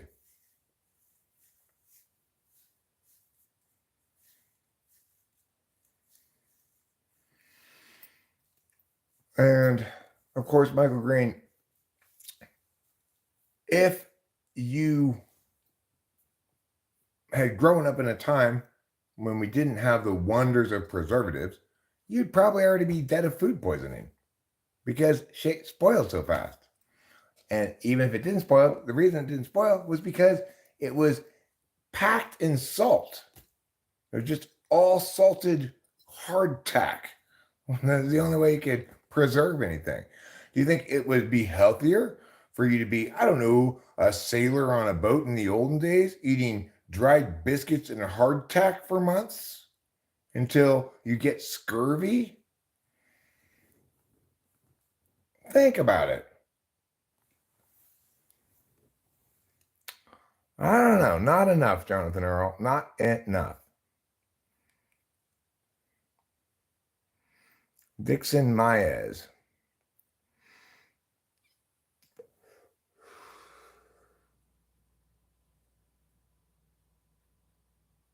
So, anyway, when we remember that these processes that we do are good things, we do them on purpose. You don't want to get so crazy that you start saying, no, pasteurization kills all the life in the milk. I need to eat raw milk. No, pasteurization is a good thing. It makes your food safer, better to eat, not worse.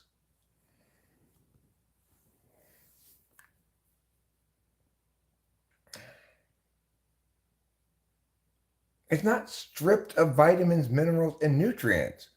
It's preserved in a way that does much less of that than the old bad ways we had of preserving, which actually stripped things of nutrients over time because they were just dried and salted to death, you know?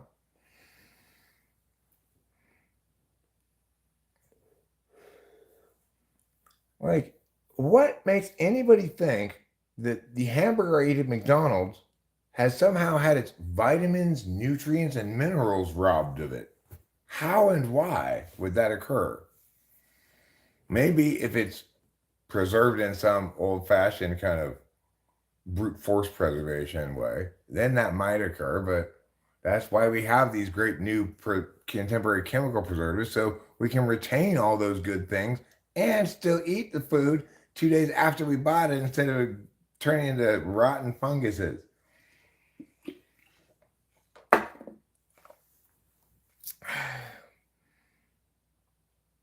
No, I'm not saying it doesn't matter what you eat. I would point out, Michael Green, that plastic is not food. Okay. So we do want to eat things that are food, right? And we also want to preserve our food. We can do this in a number of ways. We could vacuum seal it. So now our food is enclosed within a package that's plastic, but we don't eat that part. We just eat the food part. If Chinese are putting plastic in the food part, then that's a problem, right? Because we don't want plastic in the food. We also don't want pieces of sticks in the food. We don't want little rocks in the food. We don't want piece of newspaper in the food. We don't want things that are not food in the food. Now, let's talk about a category of things that isn't a main ingredient in food, but is nevertheless food. Something like salt. Salt by itself isn't food. It's a spice. It's a preservative, right? But it's not food like plastic or cement. It is for human consumption.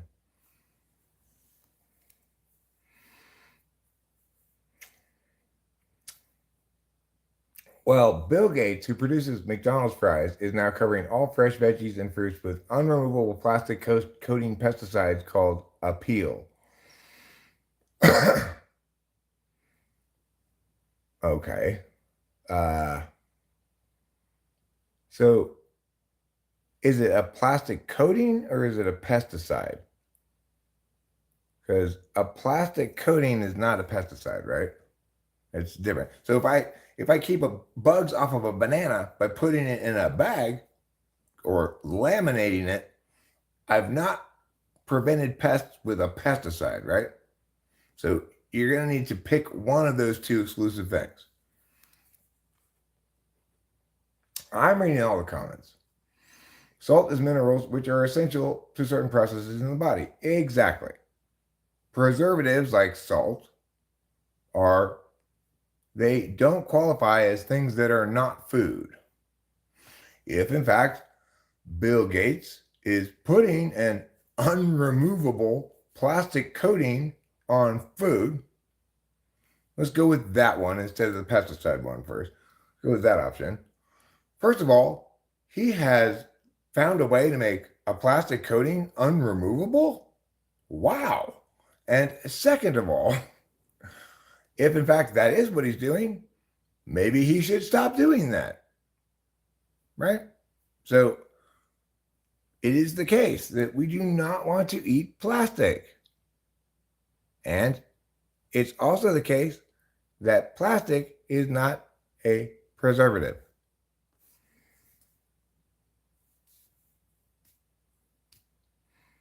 Putting something in a plastic bag may preserve it for some period of time, but that doesn't make plastic a preservative. Do I know about neon nicotinoid? No, I don't know anything about that at all.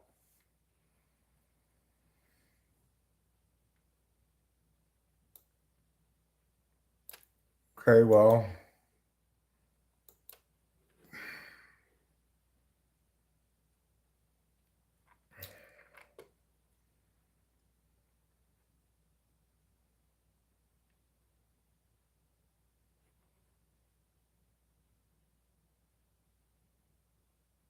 oh, they're basically pesticides that are toxic to not just bad insects, but beneficial insects. And there's presumed to be some linkage between these pesticides and bee colony collapse.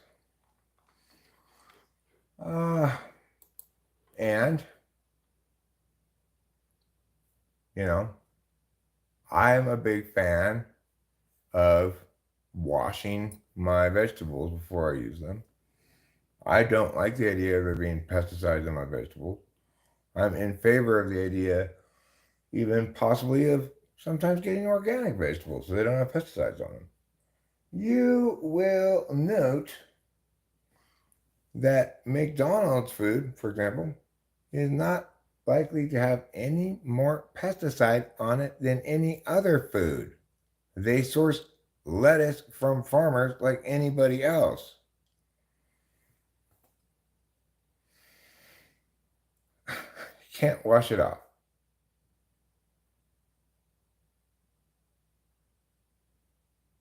Why is it unwashable off?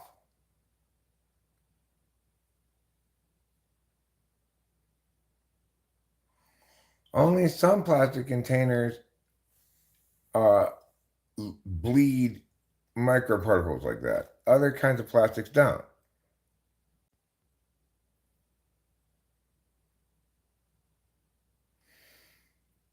A seed soaked in pesticide before being sprouted, um,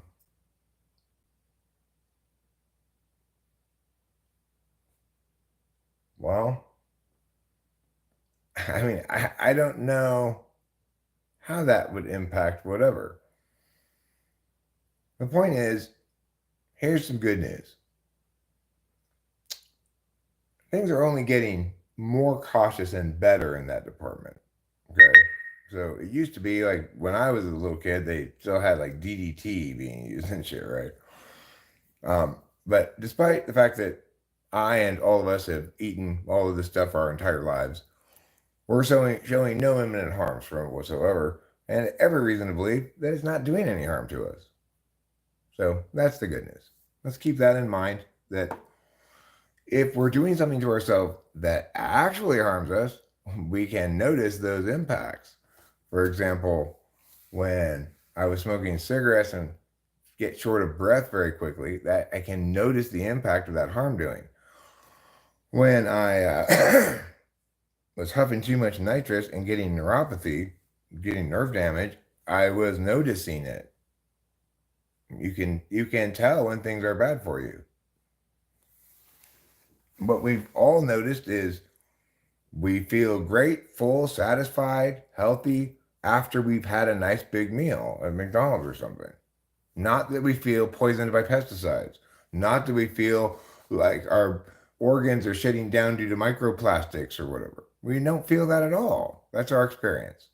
So it is the case, however, that our experience reveals there's this kind of desperate attempt by multiple parties to produce kind of a Luddite vision of the world in terms of diet, which is to say, because things are different, read better than they were before, they're worse.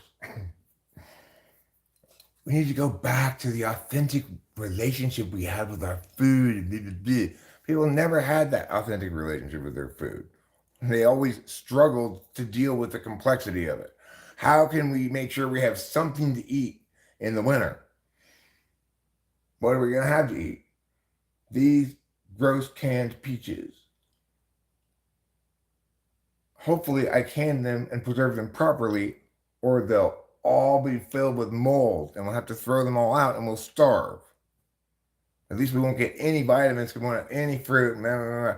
That's how it used to be. People never had this idealized romantic vision of a, a real relationship with their food. No, people now have a real relationship with food.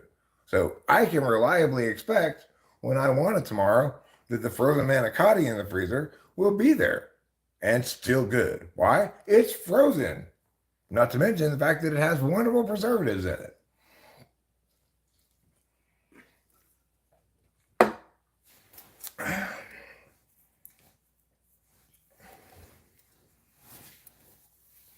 And so it's true that it used to be people's relationship with food was much more natural. Namely, it was way worse, involving things like dietary deficiency diseases like beriberi and scurvy, involving things like periodic food shortages resulting in malnutrition, involving things like people having so being so desperate to eat something that they end up eating gross shit like oysters. Can you imagine? You're like a caveman, and it's been a month since you guys killed your last antelope, and the only thing you've been able to eat for like weeks are these gross fucking oysters until finally, Grog brings back a sprig of forest mint and yeah, that's listen to a gobby weatherman, okay? That tells the story completely.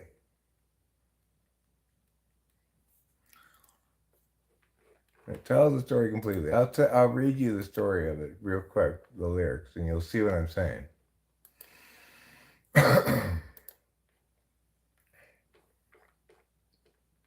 We want to not be like this.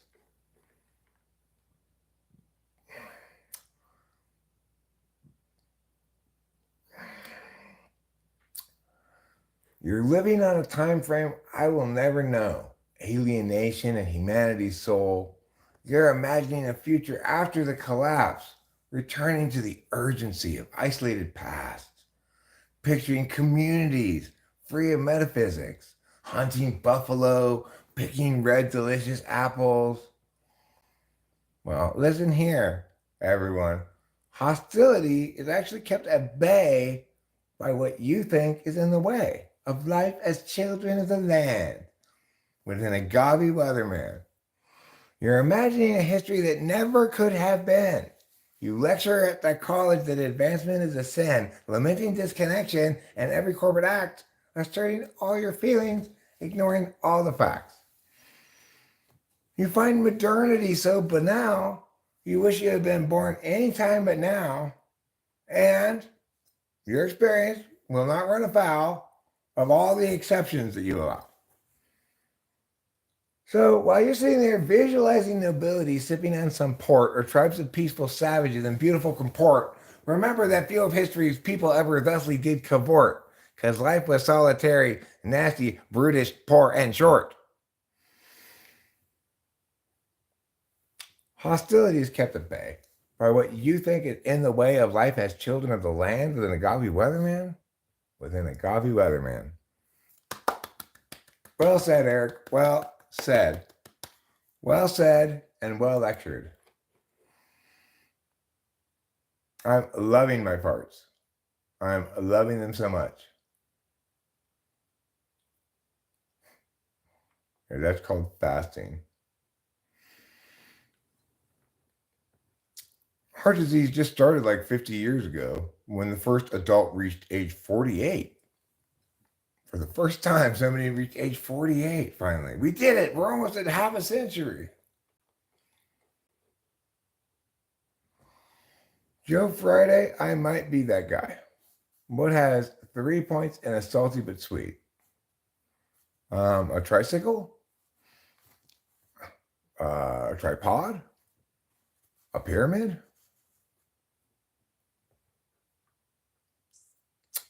Do the thug shake.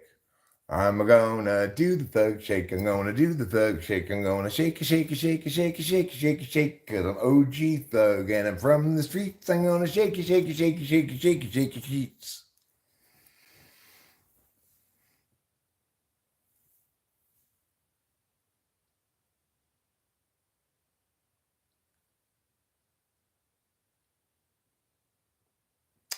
So Nicholas Watson says, "No, you give, you schmuck.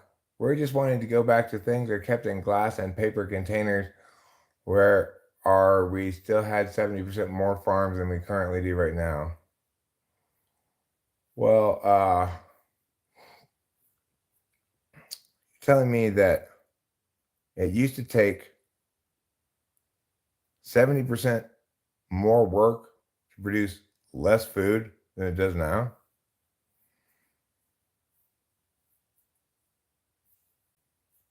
Wow.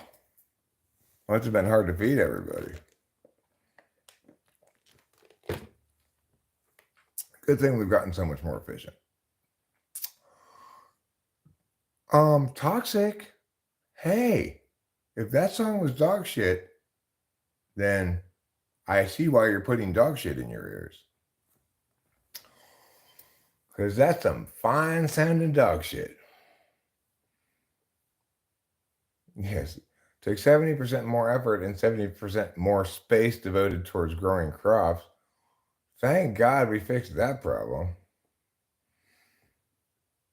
If you set a Doritos shaped tricycle on a Doritos shaped pyramid on top of a Doritos tripod, then you've attained Doritos, Doritos, Doritos, which is the name of a Broadway play all about the bliss point and how forget sex and drugs. That's why everyone always eating Doritos.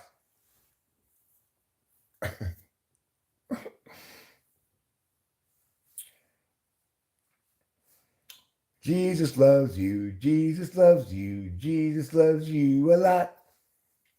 That's so good to hear, D4VD. Because I was too shy to ask him. I was like, do you think Jesus likes me? Or is it just am I just imagining things? I think he might like me. I think he might ask me to Sadie Hawkins. Turns out he didn't just like me, he loves me. He loves me as much as a new Cadillac car. You don't believe the hype either?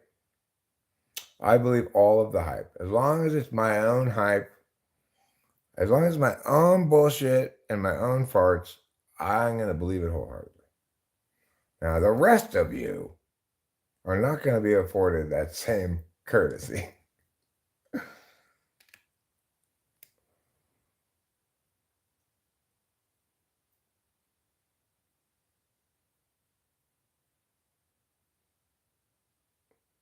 Okay, well, Nicholas Watson,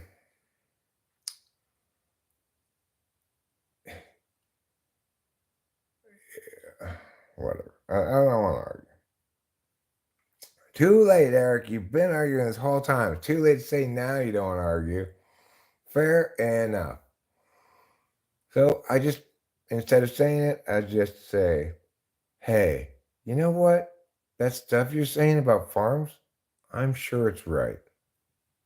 And I love that you're taking this opportunity to express yourself regardless. How about that? Pearl, like Mr. Crab's whale daughter? Why is Mr. Crab's daughter a different species than him anyway? If a crab mates with a whale, does it always come out a whale, or does it come out sometimes a crab, sometimes a whale, or does it sometimes come out half and half?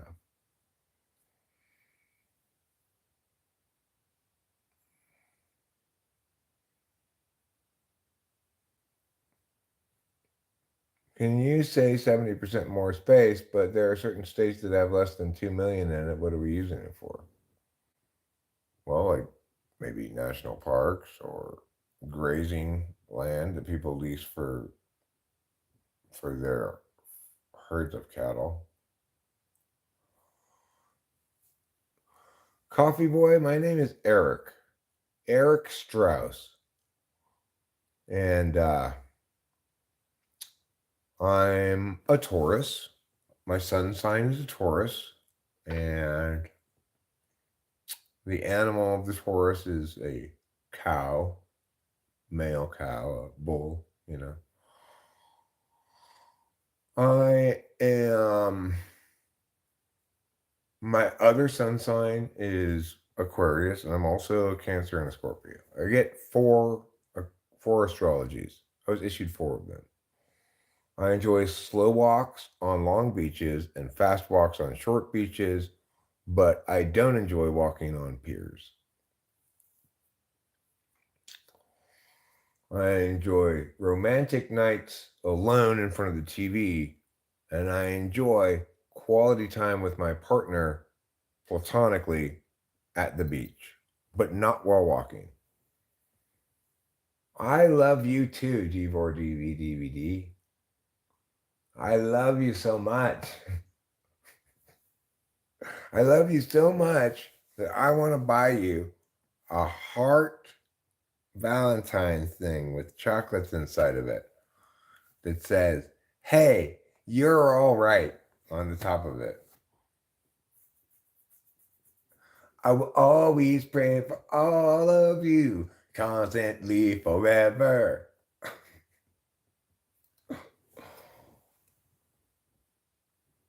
My cats don't walk on leashes, but they do uh, get to go inside and outside by themselves whenever they want without any leashes. My great grandfather owned two farms, a 3 acre one and a seven. Yes, I know about them. My grandmother told me about extensive about growing up on them. Well, I'm glad for your great grandfather, your grandmother, and you. Sounds like the three of you have shared some wonderful family stories about farming. I have seen Breaking Bad, yes. I watched the whole show.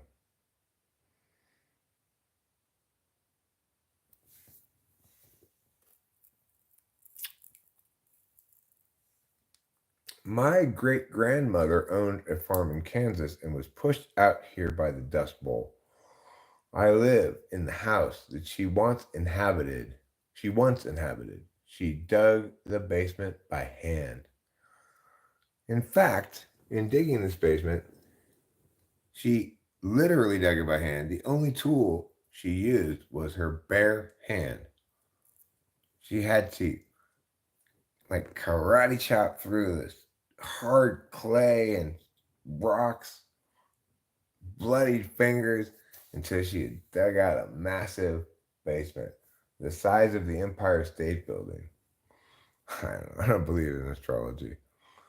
I don't want to repent. I don't have anything to repent, okay? I'm already sorry for my sins. I acknowledge them. I ask for forgiveness and stuff. I'm not this person persisting in willful wickedness who needs to repent. All right? I ain't no Hitler.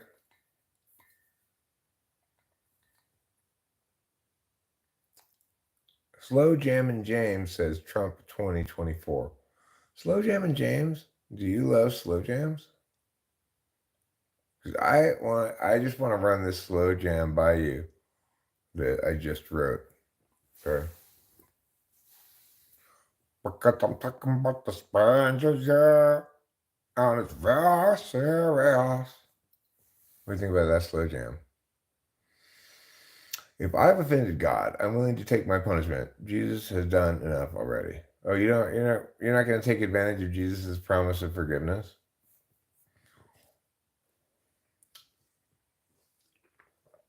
I mean, I tend to feel like, hey, I don't want to like take advantage of your generous offer, but could we also forgive me these things? My great grandfather made his house out of mud and hay balls in a village. Wow, Barat, that's amazing. My great grandparents lived in a house made of their own shit. They just dried it in the hard Sahara Desert sun. They lived on a sand dune in a house made of shit. The only thing they had to drink was dew that gathered on the floor of the canyon below where snakes crawled all over it before they even drank it. It's horrible.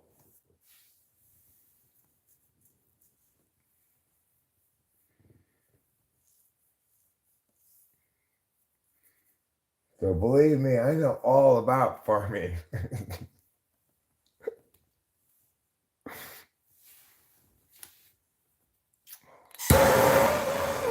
Yeah, that's where Mountain Dew came from. That was the original recipe for Mountain Dew. It was just water collected on the valley floor that had snakes crawl all over it.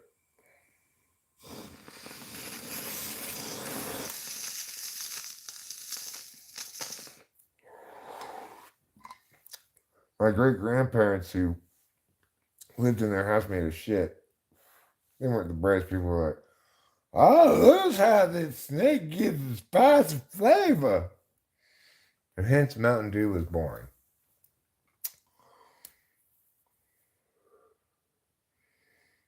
Hey, Brat says here, we've all collected a little animal shit, all right? When I was a kid, famously, spectacularly, one time my friend Dave Porter and I attempted to make adobe bricks. I had learned in school that the Mexicans made adobe by combining poo and straw. So my friend Dave and I, we collected a bunch of dog shit from the neighbor's yard and mixed it up with some dried leaves to make adobe bricks until my mom saw what we were doing. That was when I learned that you're not supposed to make adobe with dog shit. How were those shrooms? They were great, Sean Wells. I really enjoyed my time on them yesterday.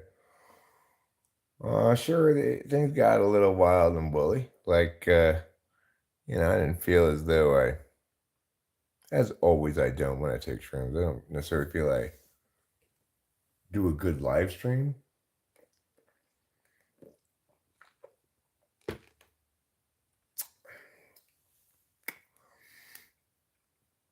That's a true story. My friend Dave and I tried to make Adobe.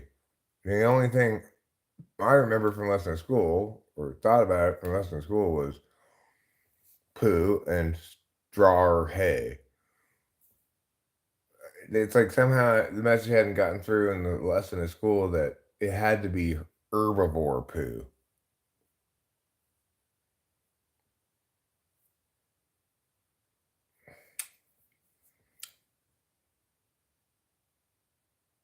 I'm not being sarcastic. I'm serious. I did do that. It was absolutely true. A story about making adobe with dog shit. It's true. I was a kid, I was like in third grade or something.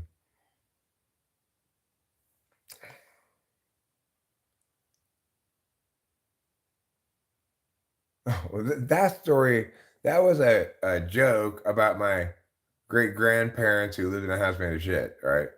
I've segued from that joke to telling an actual story from my life where I tried to make adobe in my backyard with my friend Dave when we were little kids.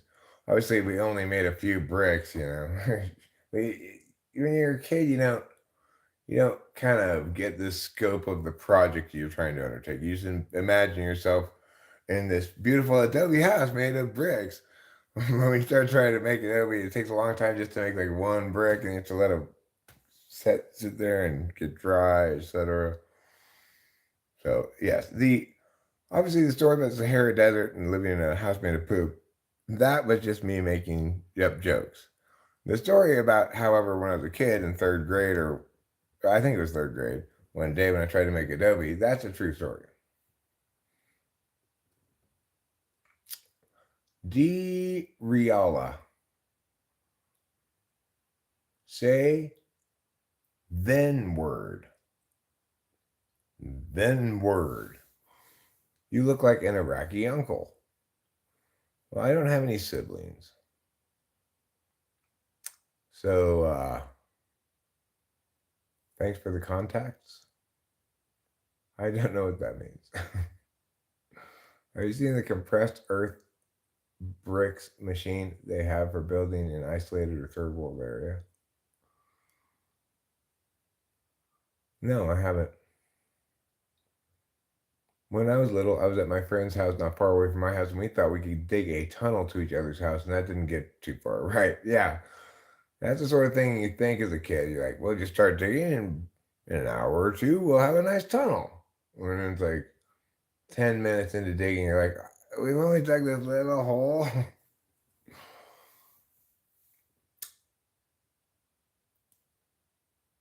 Ah, oh, gotcha.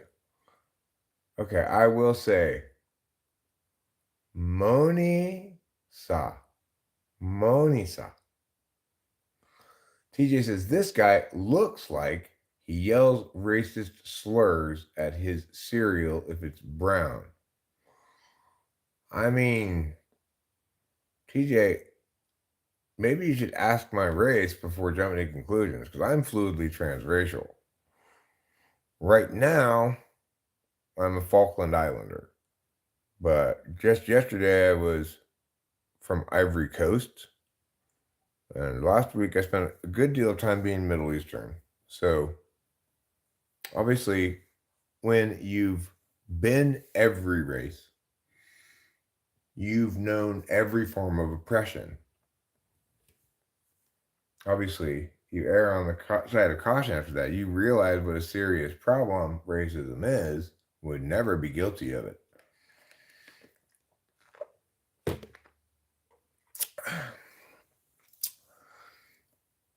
Have you got anything in the coffee? No, I don't have any fence in the coffee. I was saying earlier, I saw a thing today that showed that people who do fentanyl are like bent over, like they're bent over all the time. They show these people walking around, not old people, not you imagine like maybe an 85-year-old woman walking like this, but again, youngish people who apparently were fentanyl addicts, and they were walking like this, like it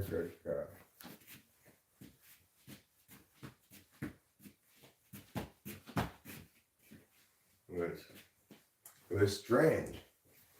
If you didn't know, you would think, is there some kind of weird scoliosis epidemic going on?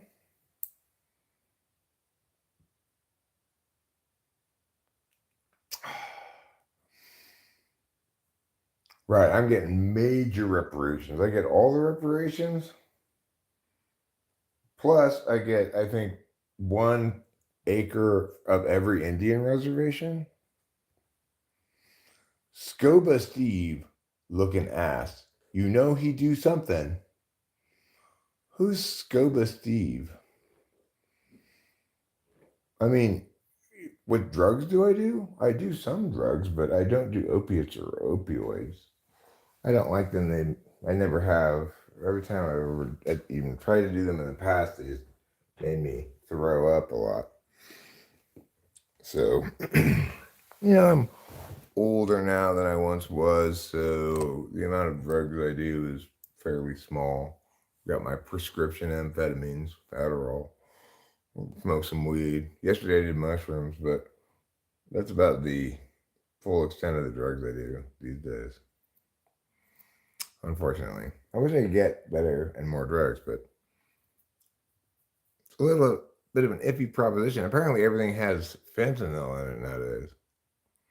What kind of drug is my favorite to use? I like amphetamines. Usually, I see the guys tweaking on heroin bent over like that. You can't tweak on heroin, can you? Isn't it tweaking for amphetamines for uppers? Who tweaks on opiates? Opiates are opiu. I don't even like them.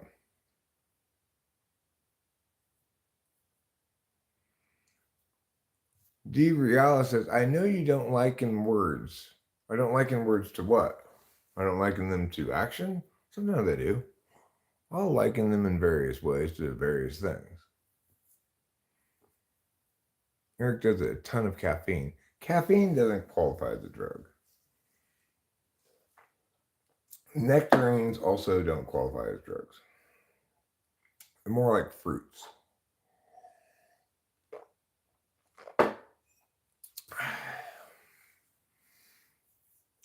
Not as strange as that GTA San Andreas house layout. You mean my house has a GTA San Andreas house layout? Does it? D Real is accusing me of playing Dom.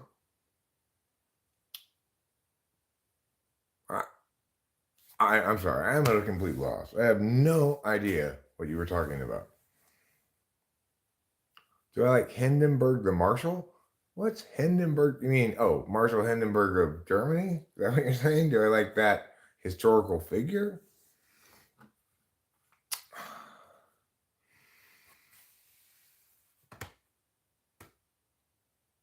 DB Yala says, I should whip your ass for your what? You mean like beat me at pinball or something? You want to play me at chess? Is that, you mean whip my ass like that? Do you mean school me with your sass? You should whip my ass for your ancestors. I mean, I'm not gonna lie to you, I've been chatting with your ancestors and they're pretty disappointed in you. Apparently, you've not lived up to their expectations at all. Magic the Gathering. I have it on Steam. The Magic the Gathering is a video game version. Hell no, I want to put you in a full Nelson. Well, I'm sorry, DBL. I can't allow that to happen. Fortunately, I have a very defensible space here, you know. I keep the doors locked. We live in an isolated area. I am armed and, as I stated, believe in the castle doctrine. So, see if I can spot you out here. Bring in either any portion of a Nelson from a teener of Nelson, all the way up to a full Nelson.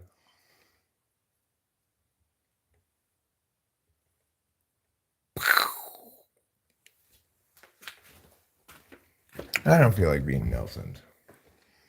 I'd rather explain your dead body to the sheriff. Of course I am. Of course I am. I am a American, aren't I? I'm not gonna be some pussy victim. I'll defend myself.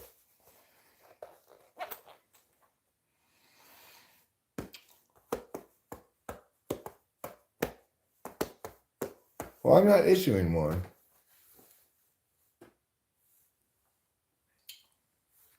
You know, I'm not looking for trouble with anybody, but I'm also not to be fucked with.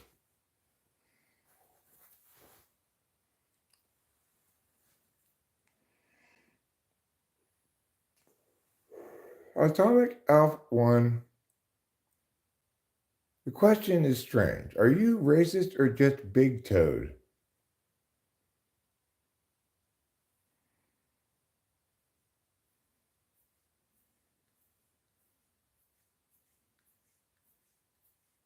No, I didn't. I didn't think then and don't think now they ever had those weapons of mass destruction. Even the Bush administration didn't make that claim. They acknowledged that, oops, we were wrong. Nobody who was paying attention believed that claim in the first place, predicated on Colin Powell's obviously bullshit testimony, etc. Blue DeCom, I've got some great news for you. I think of and treat individuals like individuals and not like members of their stupid fucking groups. So I don't like meow people or meow people or meow people. I like individuals being individuals and not members of some group that, especially a completely arbitrary bullshit one like a race identity.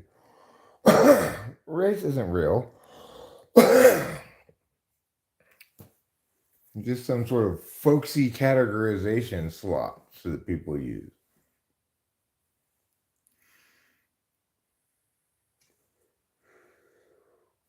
Sativa hybrid indica. I actually prefer sativa. I didn't used to be that way. I think it has something to do with the fact that I don't like the way the indicas have been bred with so much infusion of OG into the strains. Whereas sativas, I mean, a similar kind of uniformification of sativas has also happened, but it's better than the equivalent on the indica side. So the equivalent on the sativa side is what I call vinyl tubing weed. Like because of the way they bred sativas, most of the good sativas now taste like the way that vinyl aquarium tubing smells. Indicas, in contrast, they have gotten a little heavy and headachy at the expense of the good part of getting high, in my opinion, because they've been infused with too much OG into the strains because they want to pump up the numbers, you know? Like the breeders want their thing to test as high as possible. But testing high is not necessarily good at getting you high. I am a stern head shaker, finger wagger, and oh no, you don'ter to that horrible P. Diddy. Also, I'm the same way towards that horrible Drake.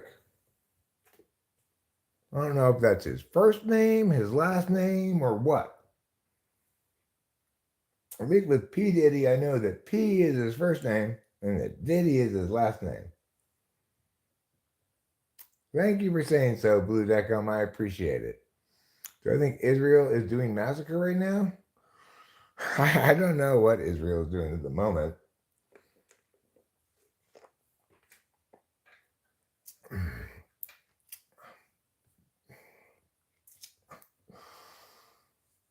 They're probably having some meeting going, I don't get it. Why can't we win this story here? Why doesn't anybody like our narrative anymore? What's going on? Because Israel, just be smart about this.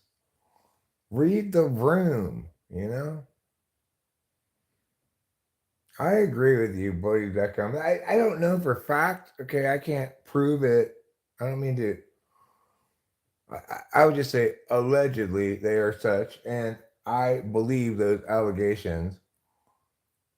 I don't think Kendrick Lamar's like that. I don't think he does any of that stuff. I think he is like the person who doesn't like Drake, or Drake doesn't like him, or whatever. I never heard any kind of accusations like that about Kendrick Lamar. I mean, Steve Bono, why aren't you already doing so? It's like I've been waiting here for like hours. Eventually, I just had to start talking again. My jaw got sore holding it open, waiting for it. So, hurry up. I need that because obviously I have poison oak inside of my mouth, and urine's a good treatment for that. No, I'm not sure I heard his diss track. I don't believe I have. I do believe that Kendrick Lamar is super talented, like a genius, and Drake is zero talent. Just musically. Forget everything else, just musically. It's obvious Drake has no talent. And it's obvious that Kendrick Lamar is super intuitive and smart about his choices in comparison. I've never done Angel Dust. I have done Acid. I've not seen the Thing movie, nor have I seen the first Texas Chainsaw Massacre that I recall. Good for jellyfish stings, right? My mouth is covered in poison oak and jellyfish stings. after I was hiking in the woods one day. I slipped, fell off the trail, landed on a big poison oak bush, then toppled over the edge into the ocean below, where I landed mouth first on a bunch of jellyfish. Top tier only TV. Listen to Project Youngin. I'm still here. Does this link to the discussion of Kendrick Lamar and Drake? Is that what you're saying? By Sam and Colby? I've seen The Conjuring. I don't think I have seen The Conjuring. But maybe I have. Project Youngin, I'm still here. I will see what it says.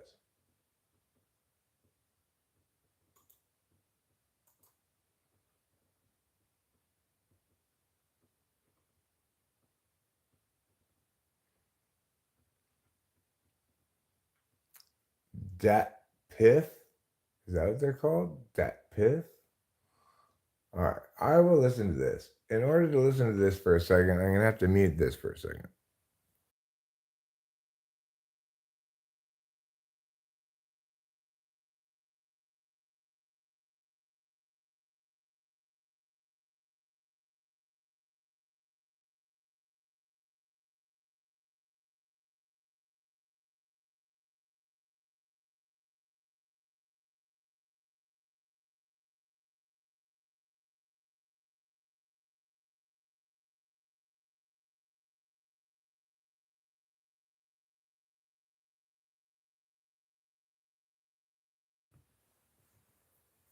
I mean, I don't hate it, but I also don't like it very much. It it seems to be kind of trying to get by on a certain style or vibe, kind of trappish, auto-tuney means, but I don't think so. I'm gonna have to say no to that. Definitely, this comment here that says "fire, fire, fire" has three too many fires. It is. I'm gonna go ahead and say it. Not fire.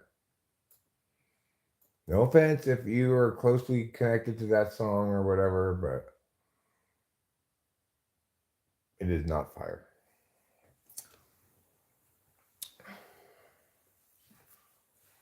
Maybe that artist has some other things that are fire, but that particular thing is not. You were on psychedelics for sure. I was on psychedelics last night, but not today. Not on any psychedelics.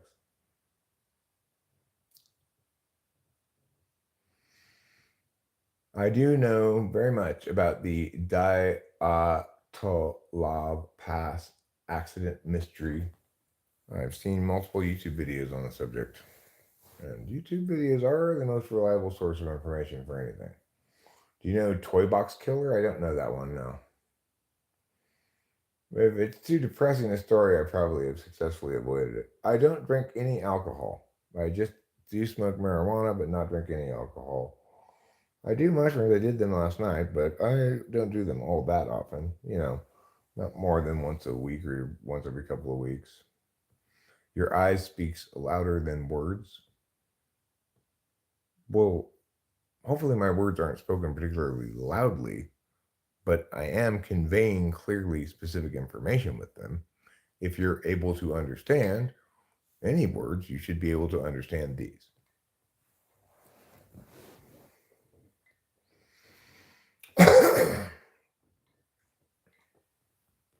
And they're not informing you about something complicated, right? They're just informing you about a simple fact.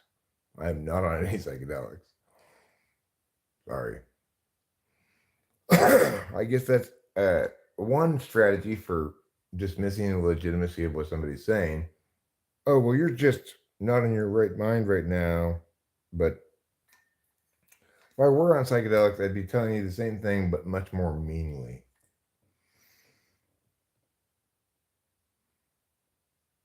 Do you know the missing Malaysian flight plane? Yes, I do.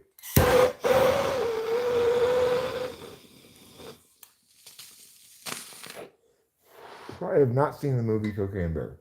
Now, Bear Rocks, if you're asking me, do I know where it is? No, I don't. If you're asking me, am I keeping the Malaysian flight somewhere around here? The answer is no. I don't know where it is.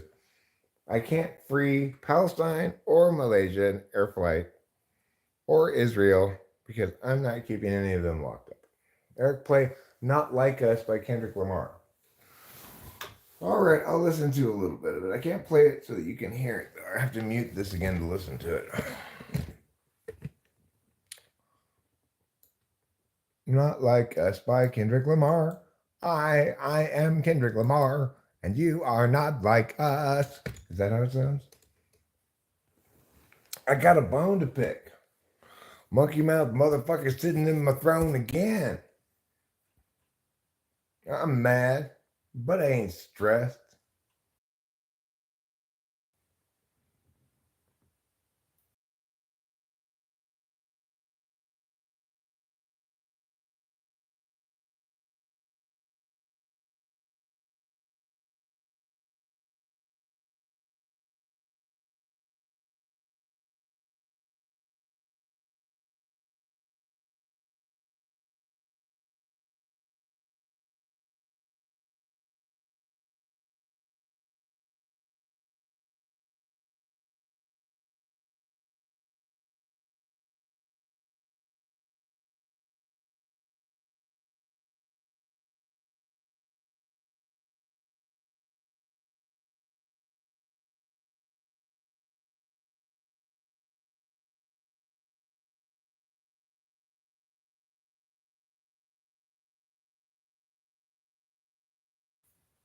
Wow, that's great.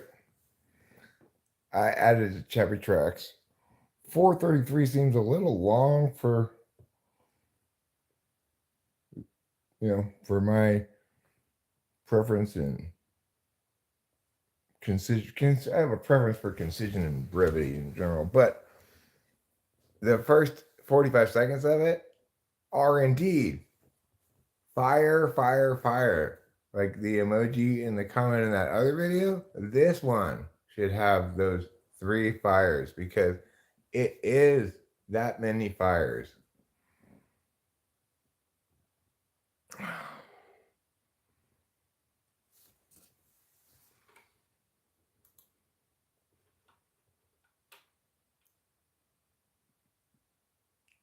I'll have to listen to it more. That's the first time I'd heard any of it. So thank you for pointing that one out to me. I'll have to listen to it in the car. That's where I normally listen to music. We've got a playlist called Chappie Tracks. A playlist that currently already has at least 2 Kendrick Lamar songs on it. It's got um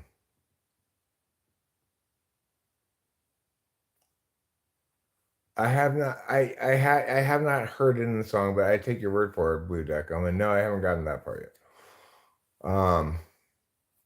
King Kunta and Humble currently on the playlist, and there might be another Kendrick song I'm not remembering in the moment, but I added that one to listen to it a few times through. If something proves like that really is 3 fires, then it gets to stay on the playlist indefinitely. You know what's another good song that's not by Kendrick Lamar? I don't think it has anything to do with him at all, but for some reason it made me think he makes me think of this song for some reason. Is Lemon. Bouncing around, bouncing around, bouncing, bouncing around, bouncing around, bouncing. Does Kendrick Lamar have anything to do with that song? I don't think so, right? I don't know who is in that song. I know Rihanna's in it. I get it now, I get it. It's into the digits. You know that song? Have I ever bought gas from a gas station? I've never bought gas from any place but a gas station. Where else would I buy gas from?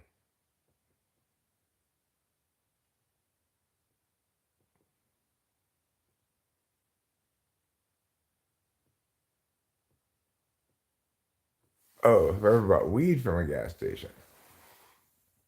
Not that I recall. It's been a while since I've had to buy weed off the street. Although I did buy some from a guy in front of the liquor store a few months back because I happened to be coming out of there, and there's a guy standing in front of it and said, "Hey, do you want to buy some weed?"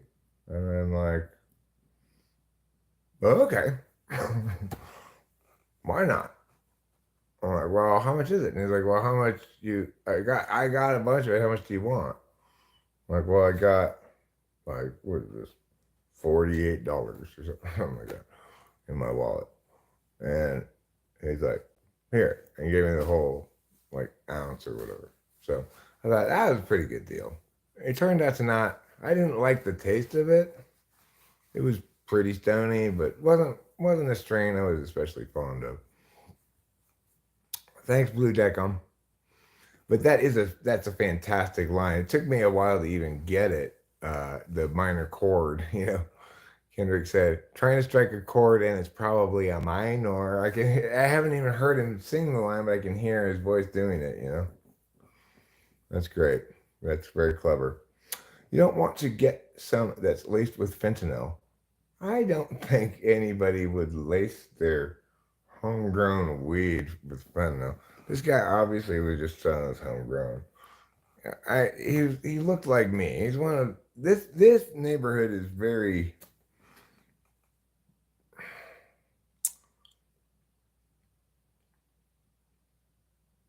it's very low density population, agricultural county,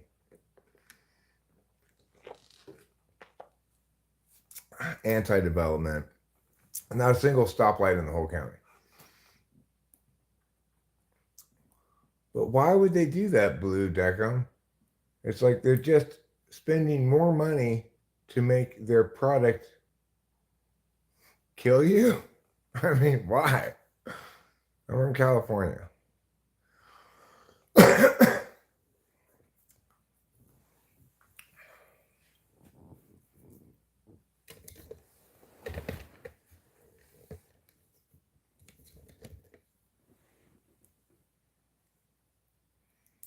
Okay, but it's like, let's say I did buy weed that had fentanyl in it. Obviously, after smoking one bong rip of it, I noticed that something was very different, right?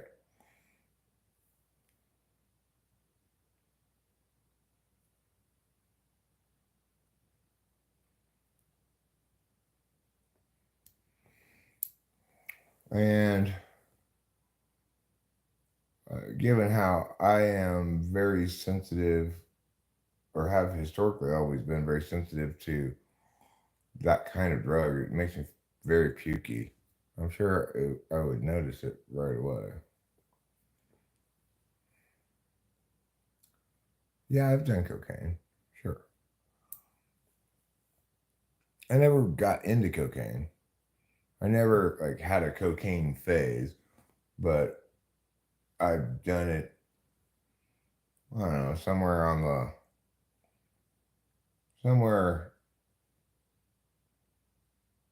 under 15 times in my life, maybe under 10 times, around there, maybe like 10 times in my life. Now I did have quite the meth phase. Yes, I was a active, enthusiastic meth addict for at least a few years back in the early 2000s. I'm not saying it was good to be that, but it I was nevertheless into it.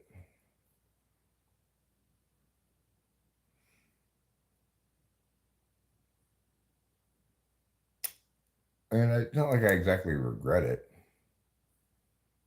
but I've got quite a bit of distance from it. You did balloons in middle school? What does that mean? Oh yeah, whippets. You got to be careful with those whippets, man. Try not to do those. I got neuropathy. Rachel got it even worse than I did. We both incurred nerve permanent, at least semi-permanent nerve damage from huffing too many whippets.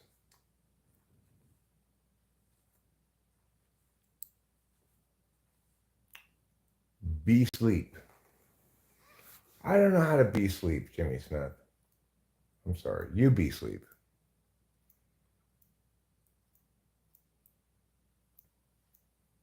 Right. Whippets are bad for you. Nitrous is, I always liked it, but turns out it was not a good thing to be binging. It caused this damage. However, it is the case also that we both can see some slow benefits slash recovery from the damage we did by way of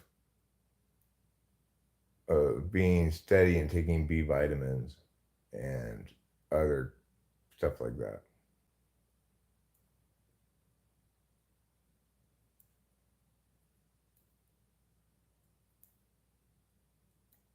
That's horrible, Blue Deckham. What a horrible, horrible story.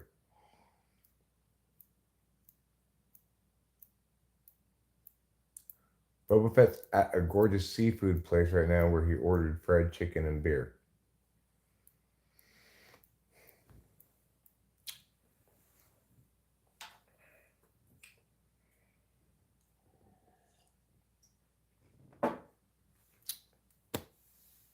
I'm a little bit tired. I hate to agree with Jimmy Smith, but maybe I should be asleep right now.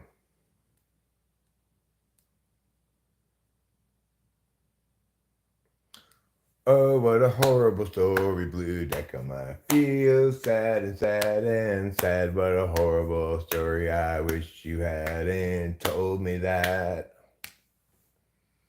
Don't tell me the horrible, sad story. Where are you from, guy? I'm from Mariposa, California, near Yosemite National Park. Not to be mistaken for Yellowstone. Yellowstone is the place with the geysers. Yosemite is the place with the rock climbing. Boba Fett recommends that I develop a Coke habit. He thinks it would serve me well. I don't think it would serve me well. And more importantly, I don't want to develop a Coke habit. Sounds pointless and expensive. Suckatron 3000 says, I don't know what is happening in here, but hope you have a great day, brother. Well, thanks, Suckatron 3000. Fortunately, your hope does not supervene on your knowing what's happening here. So, both those things are fine. They're not mutually exclusive at all. Oh, okay, it's only like 2 a.m. there. I'm in Cleveland. It's 5 a.m. here, says Jimmy Smith. Yeah, well, if I felt like I would go to sleep right now, I'd probably go to bed right now. But I can tell if I went to bed right now, I would not fall asleep. I might just fall even more awake. So I'll need to put my nose to the grindstone and try to pull as many bong rips as possible to get myself ready for the possibility of sleeping. Blue Deckham, you sleep your little heart out. I want you to neither let the bed bugs bite, nor nor nor let other bugs bite. You know, do neither of those things. I guess we could just say just don't let bugs bite. It should cover all the bugs then, bed and otherwise.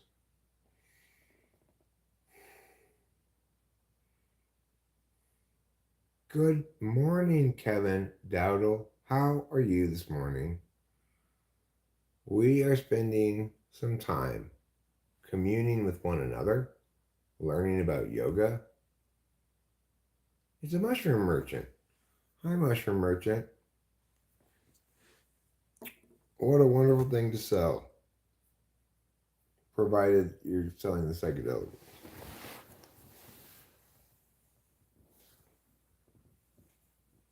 We are smoking on some of this marijuana that came from a bag in the freezer. What kind of marijuana is it? I don't know exactly. It's just some freezer weed, you know. It's just freezer weed. Namaste, Kevin Daddle, namaste. I play Roblox a lot 3. I can go with either one. I can go Inglés o Español. Porque hablo español muy bueno. Muy bien y muy bienvenidos. All right, chill in Canada. You drift off. I'll try to have a great day. If I fail, I'll at least try to have a good day. Failing that, I'll try not to have a bad day. You reciprocate those efforts.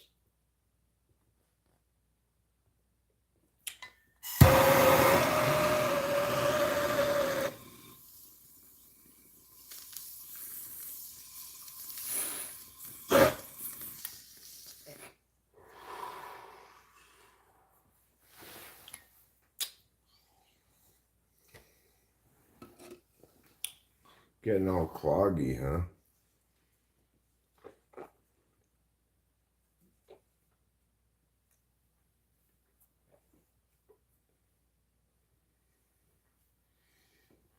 Yeah, she's great, huh, Kevin?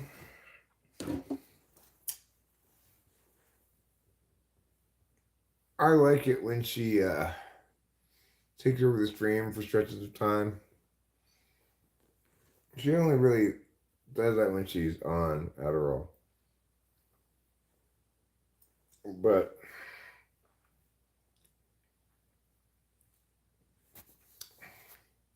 I like it because I think she does a great job, and I think it's a whole different vibe for me. And I appreciate that others get a chance to appreciate how cool it is to hang out with her, you know? Oh, Sarah Jane, this is the safest of all the blowtorches. Because you know why? I'll show you. See? We can turn it down to just a teeny little flame.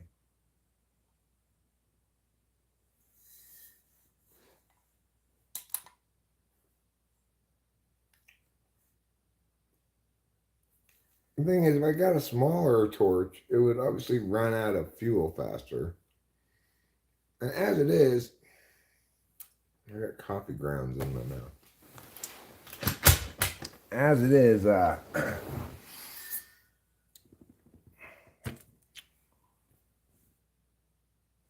have to replace those propane bottles periodically.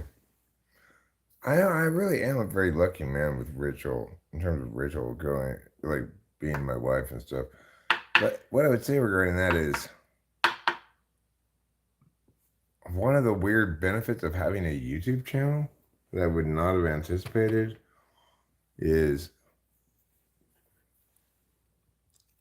it really increases your chance of getting in a happy relationship because when you end up breaking up with that horrible bitch before Rachel and looking for a new relationship partner, if you choose to look that direction, you've got a filter that's already filtered in people who just like you enough to pay attention to your content, even though there's no inklings of romance of any sort between the two people. They still like you enough to pay attention to you just for platonic, regular reasons. So there's a decent chance that they're gonna, especially if they've been commenting on YouTube videos for quite a while and stuff, that they're not really going to get sick of you.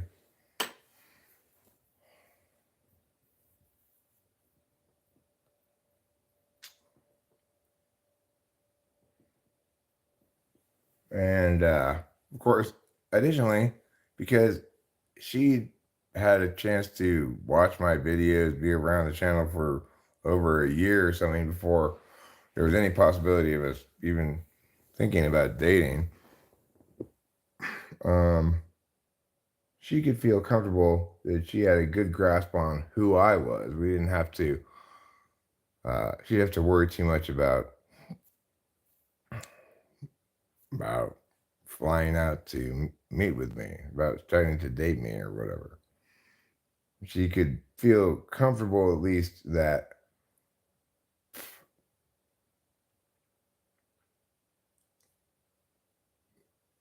she'd seen a lot of who I was because I've always been very public and transparent in everything good and bad, what's going on with me in life as I'm YouTubing.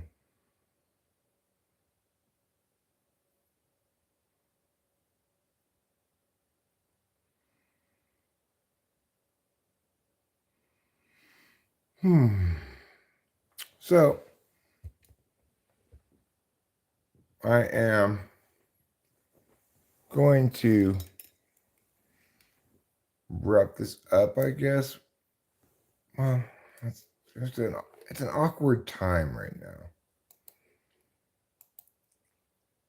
Given how not tired I am right now, which is not very tired, it seems unlikely that I'm going to go to sleep before the first soccer game. But the first soccer game's only on Fubo TV.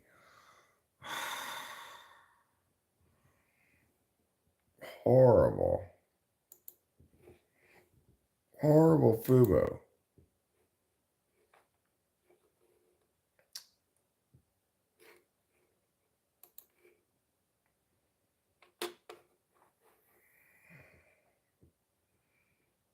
As far as Copa America goes, Peru and Chile play today at 5 o'clock. That's the only Copa America game. Why are they only playing one Copa America game a day? That's pretty weak sauce. All right, well, let me think about it for a second here. Live Eddie.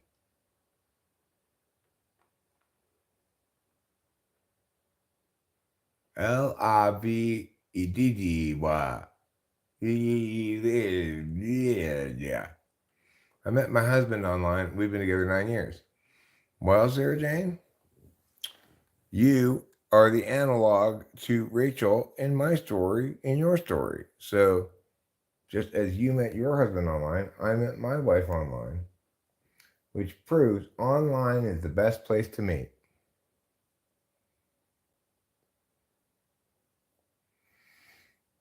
Good morning, Dr. Who What Where.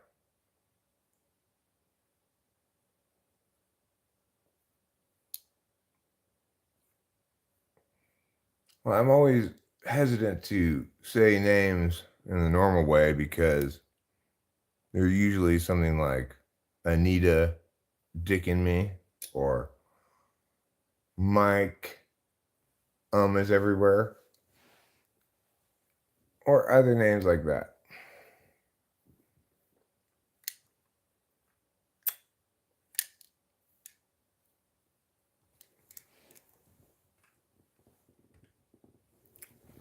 It's a pretty common last name. Is everywhere.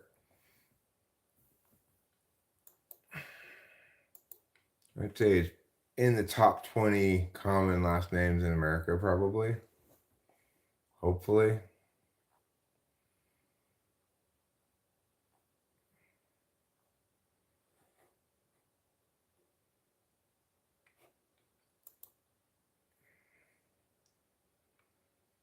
If I were to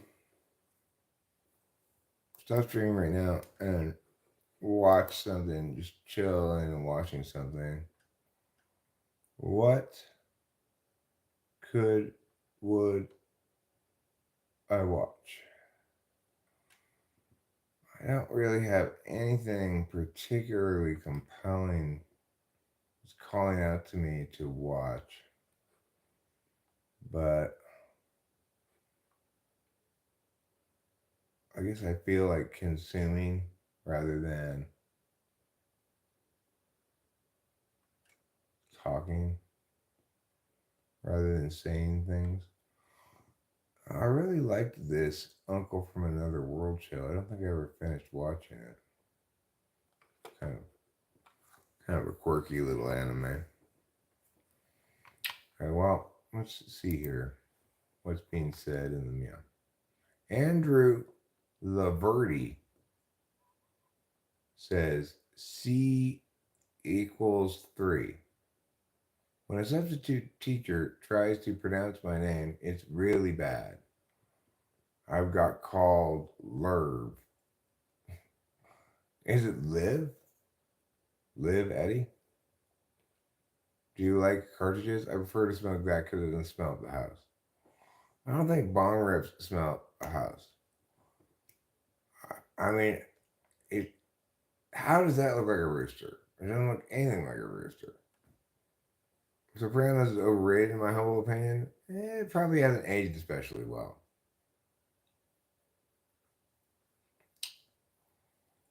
If you're actually trying to draw a penis, my question is, which way is it pointing? Is it pointing towards you? Shouldn't it be pointing away from you? Your penis doesn't make any sense. Okay? You're trying to put the end that's pointing towards your own face in someone else, right? You're getting it all wrong.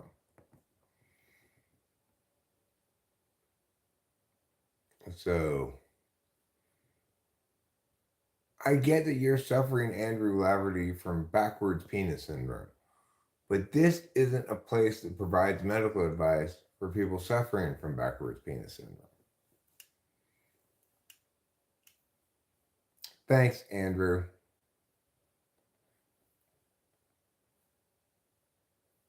Dr. Cry Cry?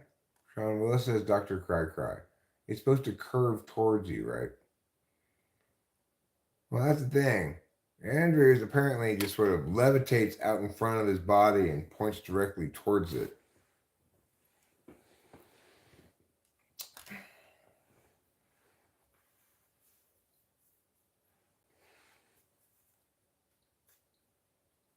The Hanged Man. Right now, in your life, you feel like a dog that's upside down in a tree with an e-collar. All right, I'm going to wrap it up. And I want to say thank you to each and every one of you for being here for the duration of this mediocre at best live stream. Your patience and understanding is truly appreciated. And I will try to do better next time. Until then, I love you all with my emotional heart, and may you have a wonderful day.